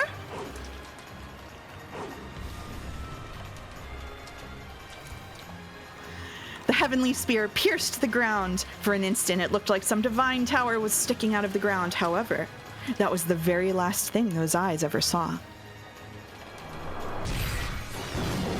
The sacred spear was the embodiment of heaven's wrath, and the strength to bury an unclean city in a single stroke was unleashed upon the pack of goats.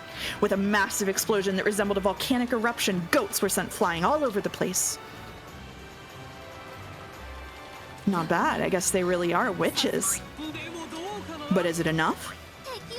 The enemies keep on coming. It looks like we'll be the ones swallowed up after all. At least you two seem to be enjoying yourselves. Whoa! How could one fail to enjoy such a festival? It seems our time in the limelight shall not be stolen from us after all. Looks like it. I'm all fired up. Yes. The crowd of goats truly was like a wave pressing in from the sea. You might be able to split a ripple on the beach with your feet, but you can't split the sea. Witches could. However, that meant the other side also had someone who could split seas. Suddenly, smoke poured from one of the two towers, and the ground shook as it crumbled.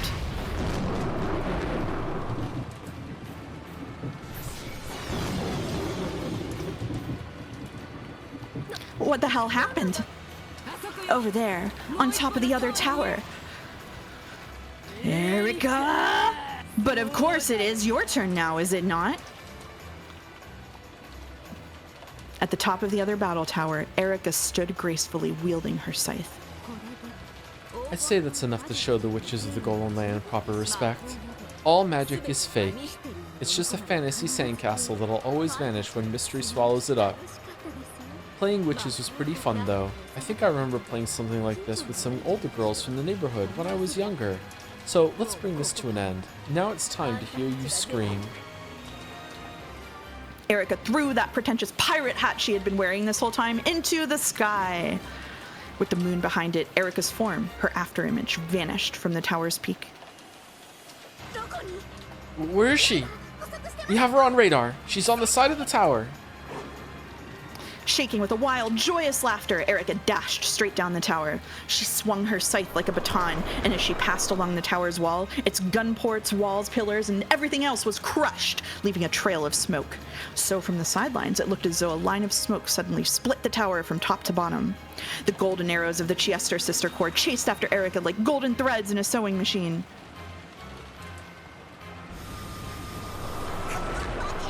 You monster! Get yourself sewed and embroidered, nya! Good, good.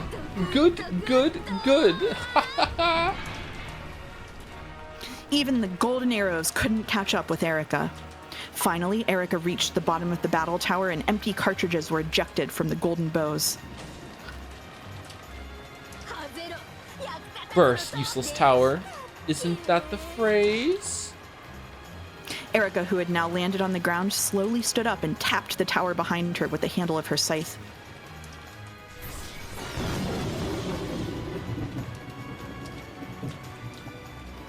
That tiny tap cut the final string that held the tower together, and the whole thing fell in on itself with an earth-shattering crash.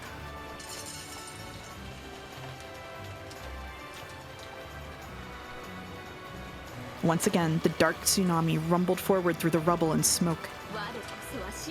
I am Frodo Erica, Witch of Truth. This moment marks the dismantling of the Golden Land by the truth. Dust to dust, illusions to illusions. I'll end your daydream for you. Come, try and remember, ghosts. Remember how you died so long ago. The goat tsunami swallowed everything up. When she saw them sink under the black sea of goats, Erica guffawed from atop the debris of the tower.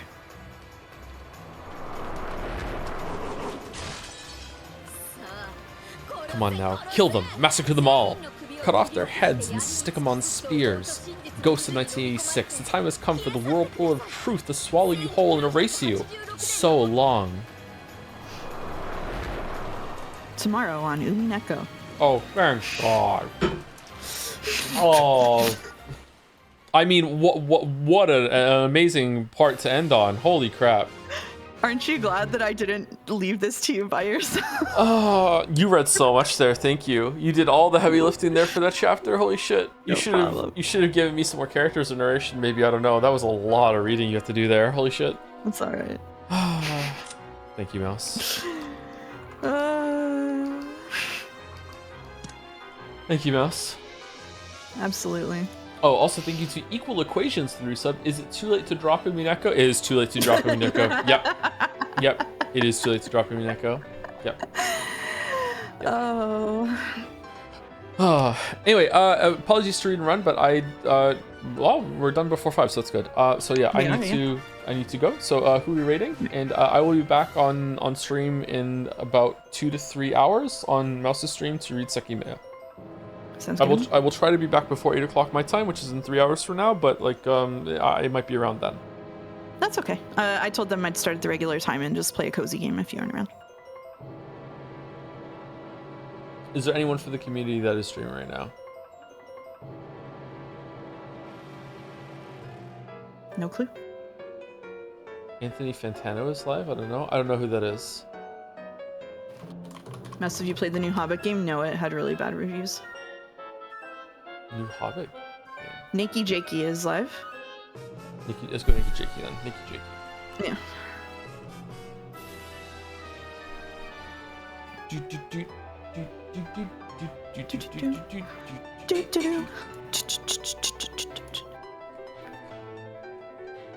Alright.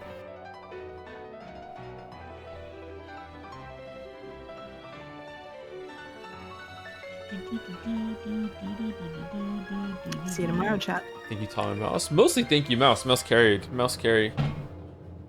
80 carry. Thank you very much, Mouse. Alright, No problem. pushing right through. Have a good weekend if you're not going to be here for any of the streams. Although, if you're here for today, there must be a good reason for you not to be here tomorrow. If you're this invested in Umineko, like tomorrow's the finale, like holy shit.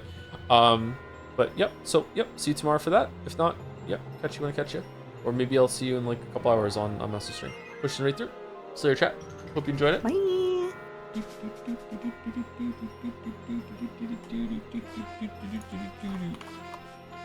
The Disney music is going on now. Anyway, anyone who stuck around, thank you very much. Or watching on the VOD. What do we do now? We say bye, Nadja. Bye, Nadja. Bye, Nadja.